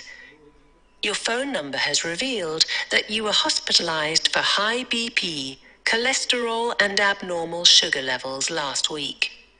We advise you keep a check on your calorie intake and enjoy the medium-sized pepperoni pizza without cheese and salt. Hope you liked our newly added feature on health advice services, which came to you absolutely at no additional cost.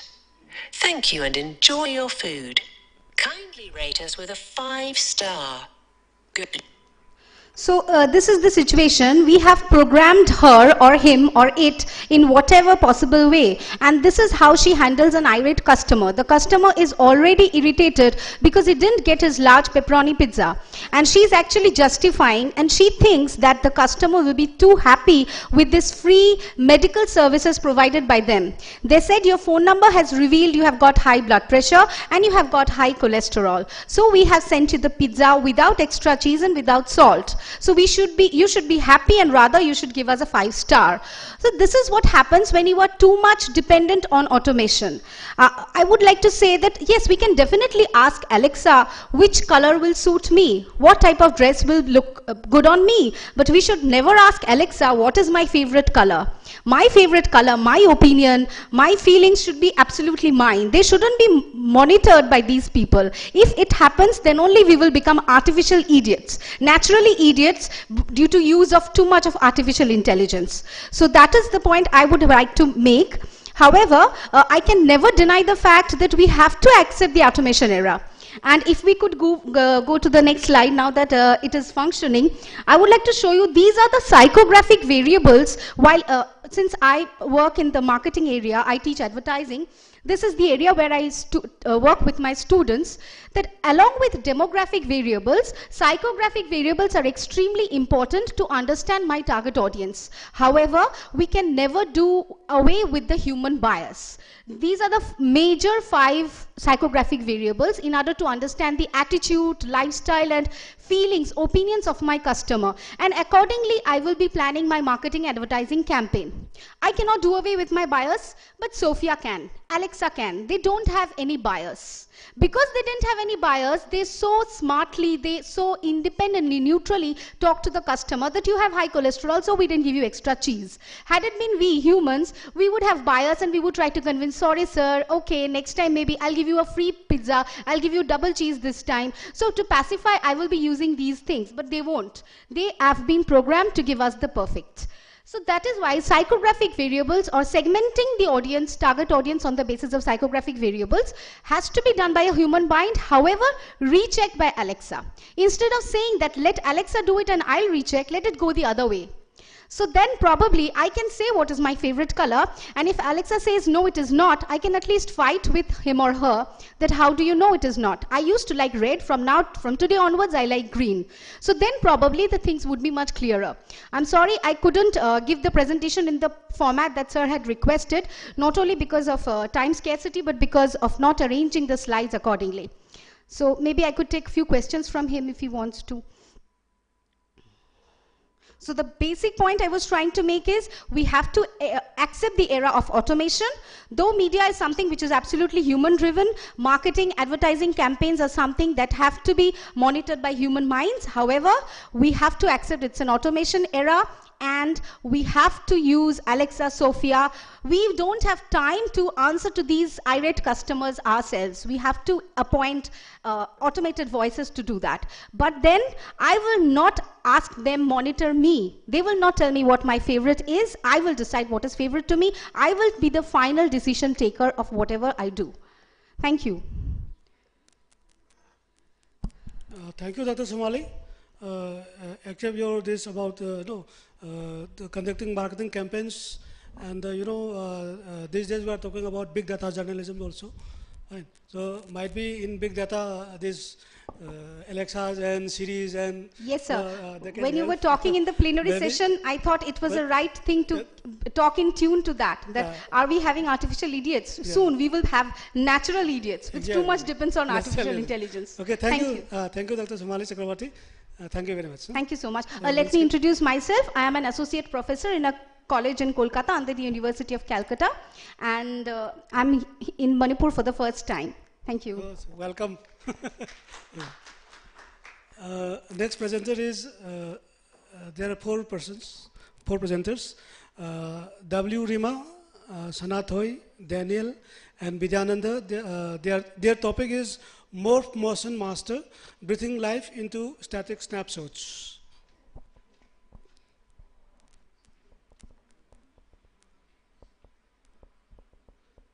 W. Rima is assistant professor in UNACO. They are all from UNACO, I think.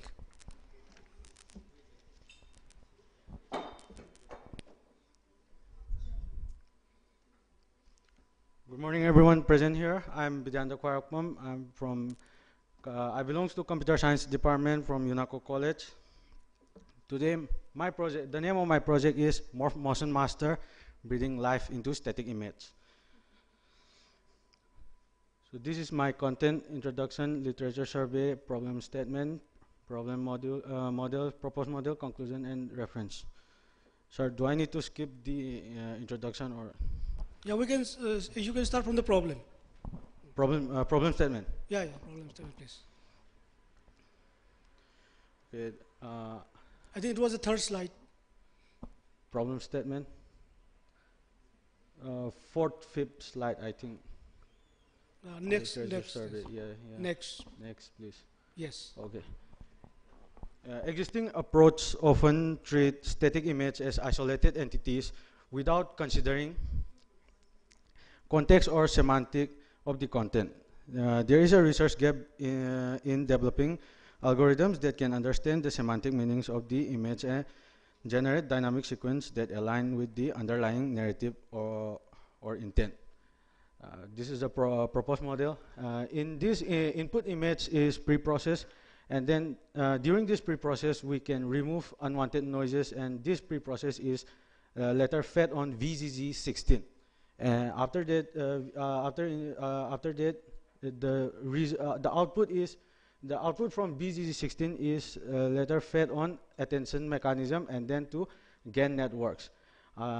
After GAN networks, we will get another output, which we assemble frame to the videos, and then finally we will get an output. And post process is optional. You can either put audios and other things to it's your choice. Then we will get your output. Overview of the project. Here we already have been photos and videos, and if you don't want to select these photos and videos, then you can upload your own choice of photos and videos from your own computer, and after choosing one image and one videos, you can choose the mode. There are several modes, Vox, and then MP4, MOV, and after choosing the mode, you have to generate, and we'll show you how it works. Before conversion, here I choose a photo of Mona Lisa and a video of Barack Obama. Please play the video. Here, after conversion, Mona Lisa will do the exact same things as Barack Obama did.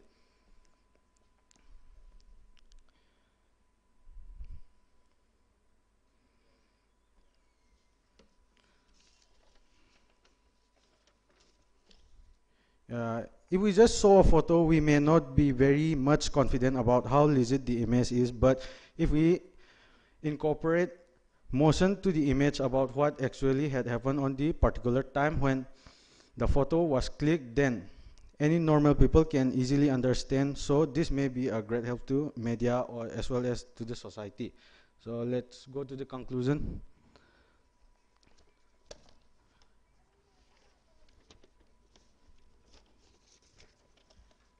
The integration of the attention mechanisms and generative adversarial network into the process of static to dynamic image conversion represent a significant advancement in the field of computer vision and multimedia content generation. There are several key benefits. That is, improved realism, enhanced creativity, customization and control, versatility and adaptability, and potential for innovations. And there will be some references that I've taken for this. References, okay. Mr. Vedana, I'm afraid you are talking about static snapshots. Yes, sir. And here you are talking about the moving images, right, like GIF and all, right? And you know, you are talking about GANs. You know, this where your topic is morph motion. Morph motion. Right, and you are talking about static snapshots. Yes, sir. So can you correlate these two? Sir, the static snapshots will be morphed to be a video like animations. But your topic is not saying that. No? Your topic is not saying that, and your research problem is also not saying that.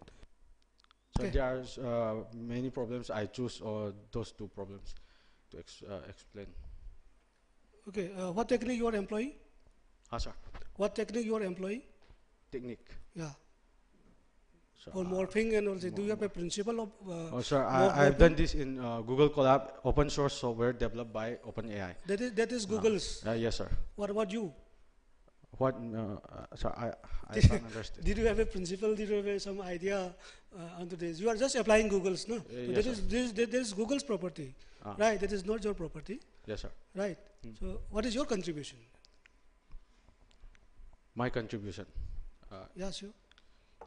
Sir, doing this will be, I should say that. Okay.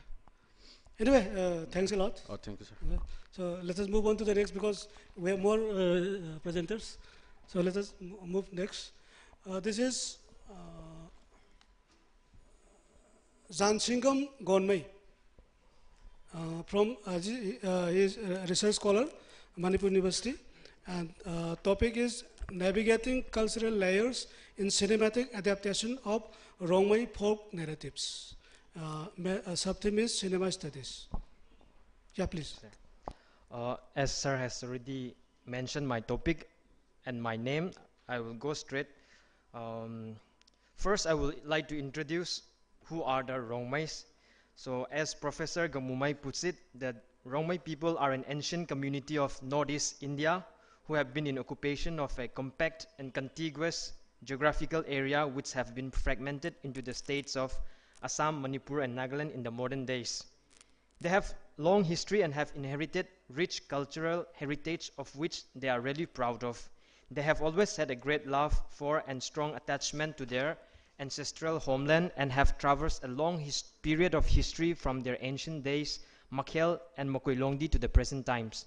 As noted on anthropological and linguistic grounds, it has been established that the Jelengrong people or the Rongmei people belongs to the southern Mongoloid who migrated to the northeastern India by different routes after moving in different parts of Southeast Asia several thousand years ago.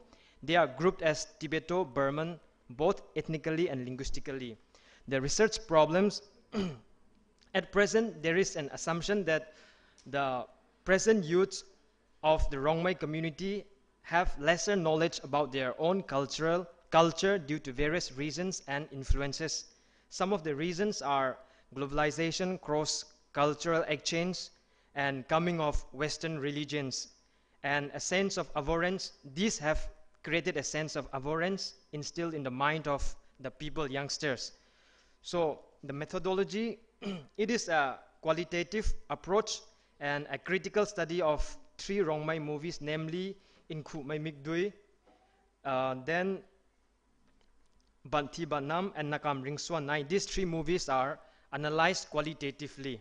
So objectives of this paper is to identify significant cultural aspects manifested in the films which have been neglected by the youth of the present times, and also to analyze the cultural contents objectively. Third, to conscientize the present generation on how popular culture poses a threat to one's culture.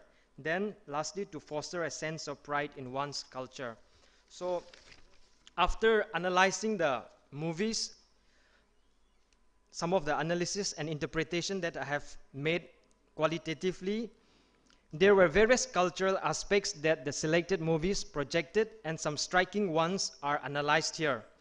In Rongmai society, marriage are upheld with pride and dignity. Unlike the present-day weddings, which have become westernized to a great extent, there are multiple norms and customs to be followed during marriage ceremony. One striking scene that was showcased in the movie Banti Bantnam was the palanquin bearers carrying the female protagonist who was forcefully given in marriage to a young police officer.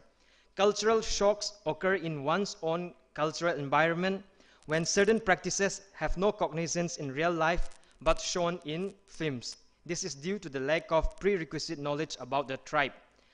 This practice of carrying the bride in a decorated palanquin was hardly seen in the present time weddings of Rongmai couples. Therefore, the film becomes monumental in reminiscing one of the cultural facets of the tribe. This is one cultural layer where the bride is held in great prestige and glory, but this practice have diminished gradually in practice. Again, second one, in the movie Inku Mai Mikdui, the director of the film depicted the social life of the Rongmai community. Here, the male protagonist was ostracized from the village because he contracted leprosy, which was considered not only dreadful but a kind of death sentence to the person. The movie portrays the plight of the leprous community that existed in the Rongmai society in the past. They lived a miserable life, and every day was likened to walking towards their own deathbed. Mr. Gurmai, yes. What parameters you took for analyzing the content of the movies? Parameters in the... or you may call it units for content analysis. I just selected these 3 movies because these movies for analyzing the content, what parameters you chose or what units you have taken or identified? I tried to identify the significance that we find in our tribe, in our culture. Some of the significance like religious aspects, then the beliefs aspects, then the social aspects. So those are the parameters that I have taken. And the units? Pardon, sir? This content units, analysis to this empirical studies. Right. And the kind of synchronization. Now, then I realized that this is not seen nowadays in our custom, in our tribe, because of the coming of the Western religions and all that. So, but in the movie, they depicted that one. So it becomes for me, it's a cultural shock. In my own culture, I get that shock. But I realized I talked to some elders who are well versed about this one, and they said that it is practiced in the past, but because of coming of Christianity and all that, this practice have been stopped. Okay. So did you talk to the filmmakers? Film writers, I did not makers, not the writer, the filmmakers. No, I did not talk. I just looked at the movies. Okay. Did you interview any of the audiences? Audience? Yeah. I mean people of your Rongmai tribe? Yeah, I have interviewed. So how do you correlate this interview findings and the content analysis? How do I, sir? How do you correlate Uh, the content analysis findings uh, and the findings of the survey, the interview you have undertaken? how do I coordinate? Correlate. Correlate. Yeah. I Did you try to correlate it? yes, sir. On what basis, principles? I try to find out some things which are not been practiced, some practices which are not practiced nowadays, and then I ask to the experts, and then ask whether these are practiced in the past, and they said these are practiced but now not anymore. So there is that difference, the existing social system of the tribe here and then of the past, so there is disparity. Very nice, very that's nice. how I try to We would love to read your conclusions and findings.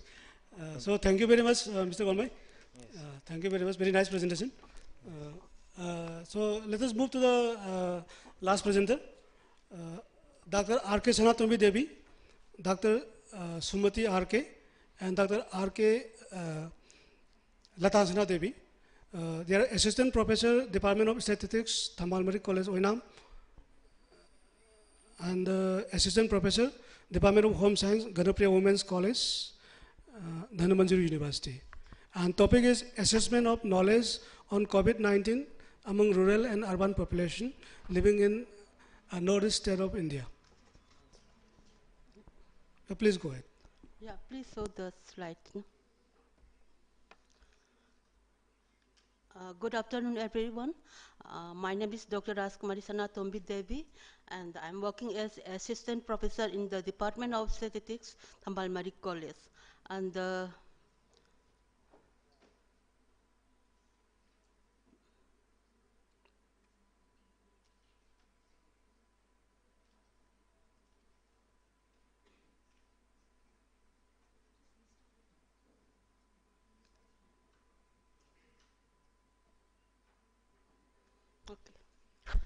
the title of my paper is Assessments of Knowledge on COVID-19 among the rural and urban populations living in a northeast state of India. Please note. These are the contents of my presentations. And the introduction part, everybody knows that the disease started from China in the year 2019, and then this disease is caused by a virus known as the SARS-CoV-2. Please come to the problem. Please don't remind us of the comments. And I have two objectives. First one is to assess the levels of knowledge on COVID-19 among the rural and urban population in 2 districts in Manipur. And the second one is to find the significant difference in knowledge level between the rural and the urban population of the selected study area. And the materials and method type of study is descriptive cross-sectional survey study, and the area of my study was conducted in 2 districts. One is Imphal West and another one is Tengnoupal districts. And the sources of data is primary, and the duration of data collection started in March 2022, and it was over by August 2022. And the sample size, I have selected 50 individual is from the 2 districts, and those respondents were in the age group of 15 to 59 years of age, and which is known as the economically productive age group in terms of the demography. And the sampling technique that I follow is the purposive sampling. And the statistical method, I use very simple frequency, proportion, and percentage. And the study tools, I use a pre-designed and pre-tested questionnaires, which was done with the help of the subject expert from medical field, as well as from the literature that I have collected from the internet. And for the analysis part, I entered data in Microsoft Excel, and the analysis was done by using SPSS version 16. And I am giving the operational definition of the term that knowledge that I use in my study as given in the Collin and that English dictionary. And Actually, this is the basic concept. actually, we are confused. Please come to the last slide, please. Last one? Yeah. Yeah, this one. You are talking statistical method is frequency, proportion, and percentage. Yeah. Right. And you are talking about the, SPSS and all this. This is So software, sir. Pardon? This is software. No, for percentage and these things, frequency and percentage, how do you need the SPSS? No, SPSS, that comes in SPSS. Frequency, proportion, percentage, everything. Whenever we just calculate that finding, it will come. It is not done in manual work, sir. And you said your data source is primary? Yeah, primary means that I have, this is the first and information not published by someone. It is only from the actual field survey data. Primary data means the actual first information that we collect face-to-face interaction from the respondents. That is known as the primary data in terms of statistical language. But you did not explain how come you have the source data as primary data? No, I'm using my subject's language. No, that we can understand. That is what I am telling you this. You have frequency, proportion, and percentage. Yes, sir. And you are using SPSS. Yeah. Fine. And please, last slide, please. Before this. Yeah. Okay. Next. After objectives. This year. Here. Fine. See, you are talking about Imphal West and Technopole district. Yeah. Fine. And you said your primary data from there only. Yeah. Fine. And this is not justified because how did you select Imphal West and Technopole? On what basis? Oh, so why I have selected these two districts is that actually I was working in More College. No, you cannot have a primary data. So that is no. Please listen. You cannot have a primary data without a secondary source, secondary data. No. Okay, and that secondary data should be reliable. Fine. That it should be some government information or some already pre-conducted research. Okay. Fine. And you are talking about two districts, right? Imphal West and Tenu. Why not Thawal district and Imphal East and Bishnupur and in Tenu, say in Chandel district or Churachandpur district? Why not? Actually, they have given some time bounds and the financial that problem. Again, you are not justified. Time bound is not a matter for extracting primary data for. I mean, there are also two districts out of. I think we have more than 10 districts in Manipur. Right. So that is, I think, this is not justified. Please don't mind. Yeah, it's okay. I am also will not count whatever that question to ask. I am very, very happy. No, again, this. Let me answer my question. You are writing about the sample technique. This is purposive technique. Yeah. Right. So if you are having a purposive technique, how your primary data can be reliable? No. Sir, one is coming to sampling, another one is source of data. This is two different. No, you cannot isolate, please. Your sampling technique and your data, that cannot be isolated. These are the, interrelated to each other. Fine. You have a purposive technique. Fine. You have taken only two districts without explanation, and you are saying the source of data is primary data. Right. And you are talking about there was some. Time-bound these things. Yeah. Fine. So anyway, might be this is time-bound and those things. So you could have some convenient sampling. Yeah. Right. But when you talk about purposive technique, right, and your this thing, right. So and the basic problem is you are saying that this 15 to 59 years is the most communicative these things age group. Yeah, 15 to 59. This demography, I need to understand because on what basis you are saying that any study before that 15 to 59 years is the most communicative age? Any data? Yeah. Actually, why I am choosing this age cutoff? No, you cannot choose on your own. No, sir. Whenever I have to do, then I have two things that I have to limit the population because when we are saying population, it may be include infant also, it may include into 80 years also. What actually I am just looking at is that COVID-19 is mainly they said in the beginning that it is infected most in the age group of the old age.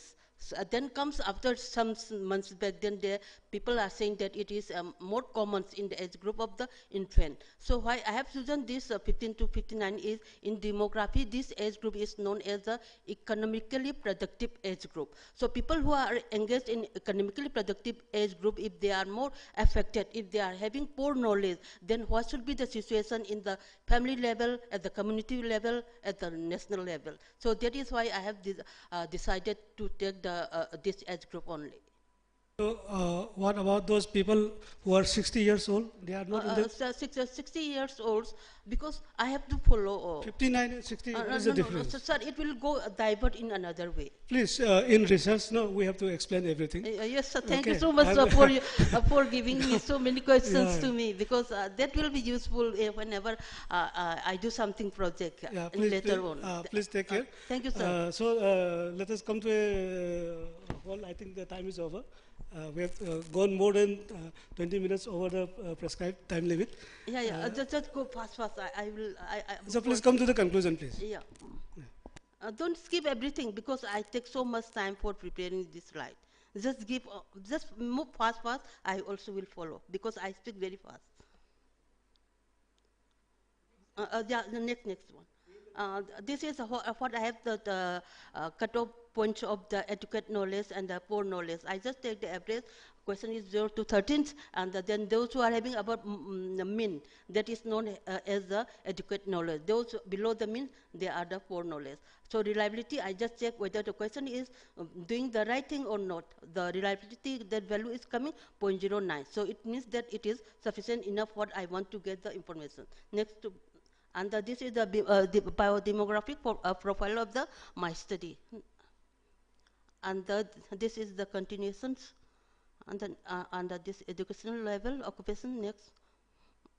This is the questions. I asked certain questions in this knowledge level, and the first one is the full form of COVID, and the everything, the 13 I am giving in sequence. Then please move on in the next one, and this is last one.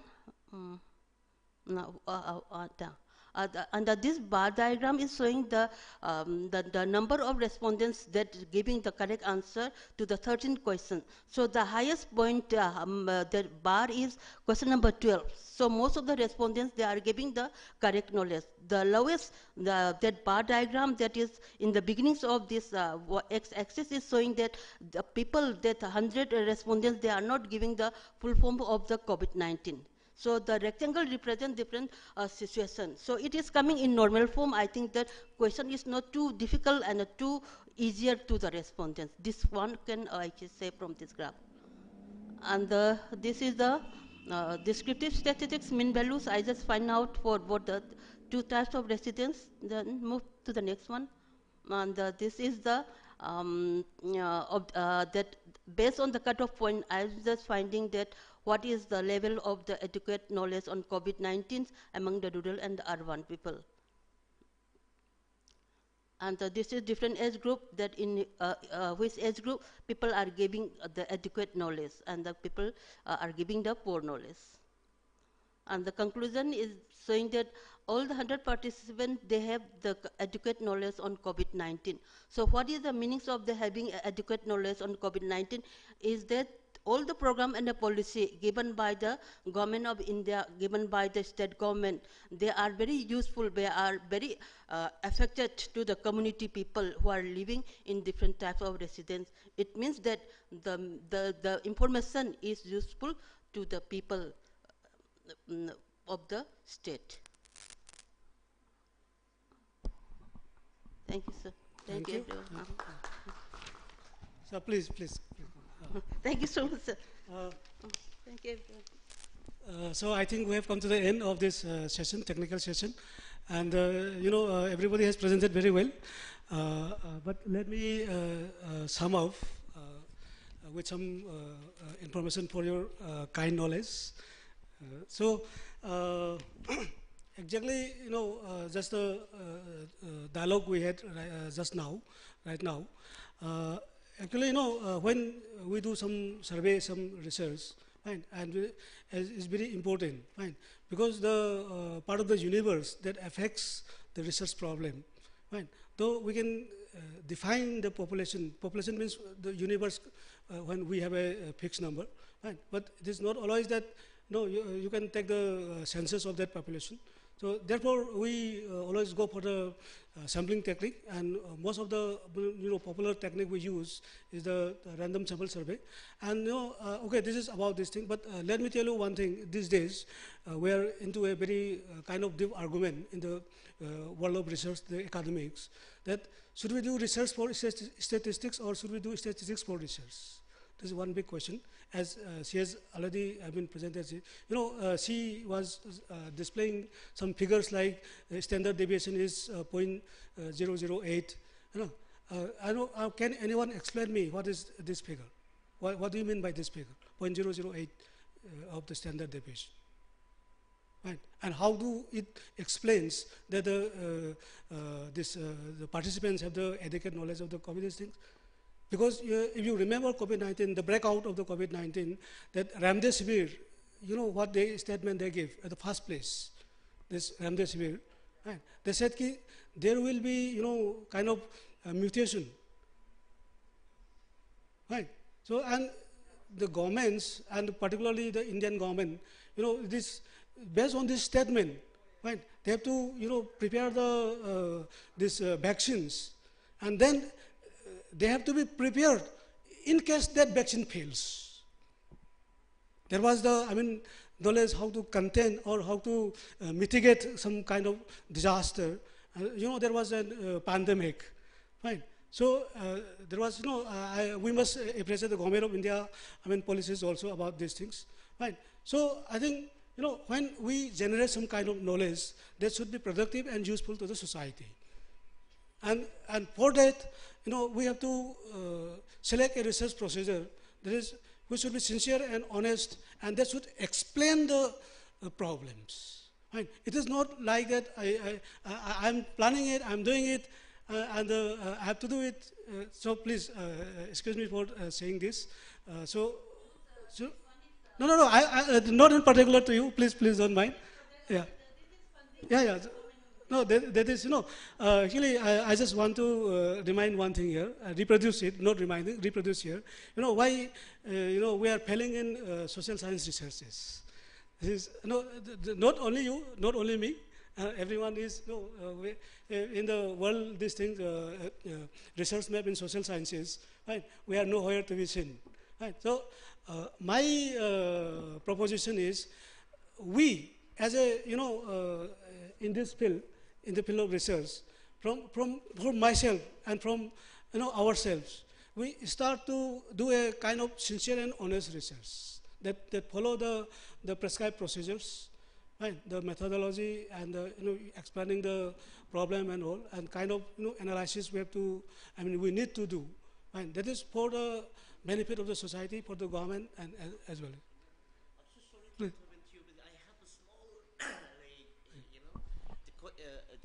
The small area where I really want to discuss, especially when we talk about the changing media landscapes in society, we are still 15 minutes behind the lunch, right? So still, 20 minutes still. So what I'm asking is, like, when we are conducting a study, right, especially in in the context of media and its effect or the changing patterns, for instance, right? But what we actually wanted to know is the whole idea of, like, the applications of this theory, the whole theoretical perspectives, which I found out that, like, we actually not able have the theory based on our culture and communication, right? Is E.T. Hall rightly says the culture is a communication and communication is a culture. While looking into the research and development point of views, so my question is, how do we develop a theory, how do we initiate a theory, right? Based on our maybe the Indian culture and communication, or the entire Asian culture or the communications, right? That is what, if I would looking forward to throw some lights on it, sir, please. And Pradeep, sir, at the same time, in case if you have some inputs, I'll be glad to hear, sir. Thank you so much. It's very nice proposition. For every research, when you try to establish the problem, so actually this is connected to the society and social problems. It is not like that we choose a good sounding word for research, right? It is not like that. First, so the basic rule for research is we should look into the social problems, and in our case, this is how the society is communicating. Our basic area is the communication research or mass media research, whatever, right? But see, without understanding what is there, I mean, what problem is there in the mass media circle or in the society, right? So, how can we study a problem, right? So this is a number one thing as we have read research. The first thing is generalization. Fine. This problem is generalized problem, a universal problem. That is why we talk about universe and population. Fine. That problem should affect the society as a whole. Fine. My particular problem, my personal problem, cannot be a subject of, cannot be a topic of research. Right. So while choosing a topic, we should look into the social problems. What lacuna, what problem, what development we can do, what new things can be explored in a particular topic. That is what we would like to see. And because, see, on the hearsays, somebody says something, okay, no, this is a good topic, fine. So that cannot be a research. These personal problems. Let me tell you three things. I'm not telling you, I'm sharing you. Fine. There are three things we should understand. The one thing is universal. There are some things in this world which are true, right, for everybody. And there are something called the personal matters, personal choice and personal preferences, right? Suppose I don't take tea, for example, right? You cannot argue with me that why don't you take tea? Right? This is my personal choice, right? And the number three is, there are so many things which are arguable, which are debatable, and all these things, right? So, see, these universal facts and universal these things, these truths, right? I think this is already there, right? But again, the personal choices and matters, we cannot go for a research because this is a personal thing, right? So the third area, this is the debatable area, right? This is where we are supposed to pick up, because there are different people and there are different opinions and there are different problems, right? And we cannot assign one reason for one problem, right? Because the problem is unseen, therefore there is problem, and that also in the social level. So our job as a researcher is to find out that kind of unseen factors that, suppose, see, there is a phenomenon, right? For that phenomenon should be a social phenomenon, not a personal this thing. Otherwise, we don't call phenomenon for the personal things, right? So that we should discover, we should explore, we should try to understand, is there a social phenomenon which is, going maybe on the right direction, or maybe we can, improve or progress it, right? So that is how we select a research topic. So please be careful while taking a research topic, right? So that you have a maximum number of application for the research, right? And see, when we take hypothesis, we talk about hypothesis, right? This is what we want to test our problem, right? And see, if you remember, there was a problem when television was starting, right? And all the children, they watched television, and there was a social phenomenon, social saying. Everybody was saying that these students are not performing in the exams because they watch television throughout the day, right? And this same phenomenon is happening right now. You are on the internet media, you are on the cyber world, and so you are not performing, right? For a student who fail in the exam, fine, maybe the teacher don't teach, maybe the parents don't give him time to study, maybe. There are so many factors, fine. So how can you blame television? Right. Exactly. That is what I was trying to acknowledge it. I'm very thankful to all of you here. Very, very thankful to the department. Let us, see, this will be very, interesting if Pradeep sir also please share some views on this. Yeah, Just to conclude this session. Just to conclude this session. Please. No, I think I've shared my views already.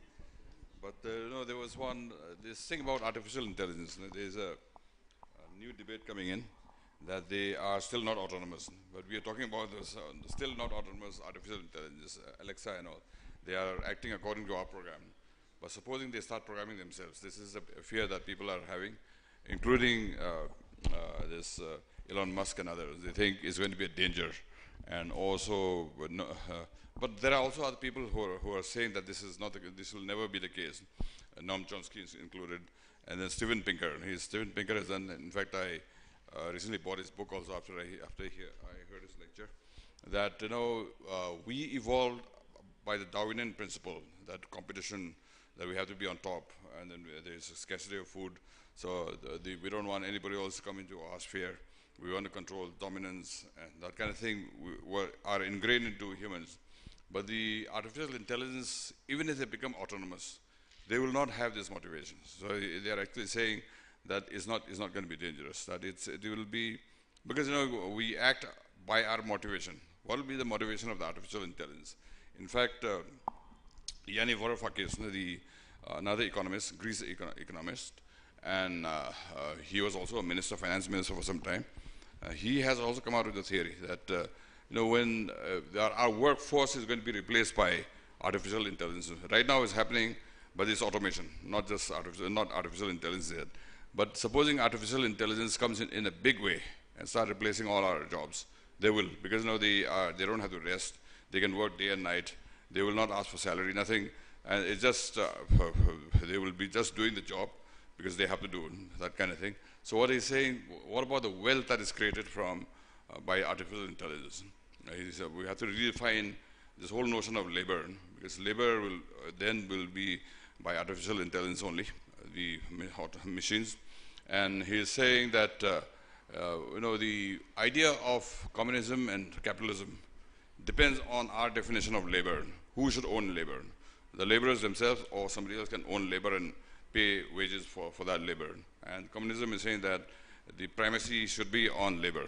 You have the labor, they have the union, and then even if there's a manager, the manager will become part of that system, and he will also be paid his due wages, but he will not keep all the profit. But capitalism is saying that no, capitalists can own labor, and then he can keep all the profit and pay the labor. That's the difference. Now he is saying that if artificial intelligence come in, and they start replacing all labor, then how do we define labor? Who owns labor?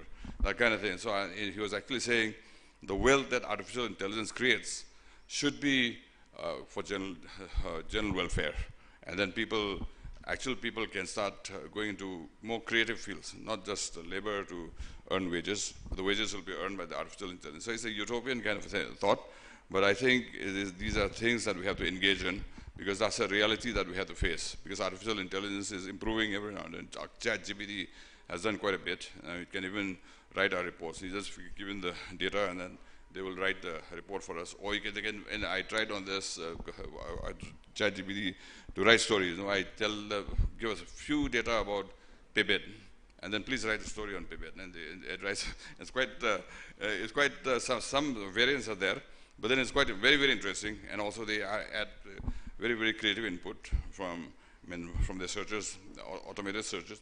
So I think this is a new era that we have to be walking into, and we have to be prepared for this. The artificial intelligence, not just the automation that we have, self-driving car and all that, but artificial intelligence which can program itself, we can start thinking, which can start improving on its own.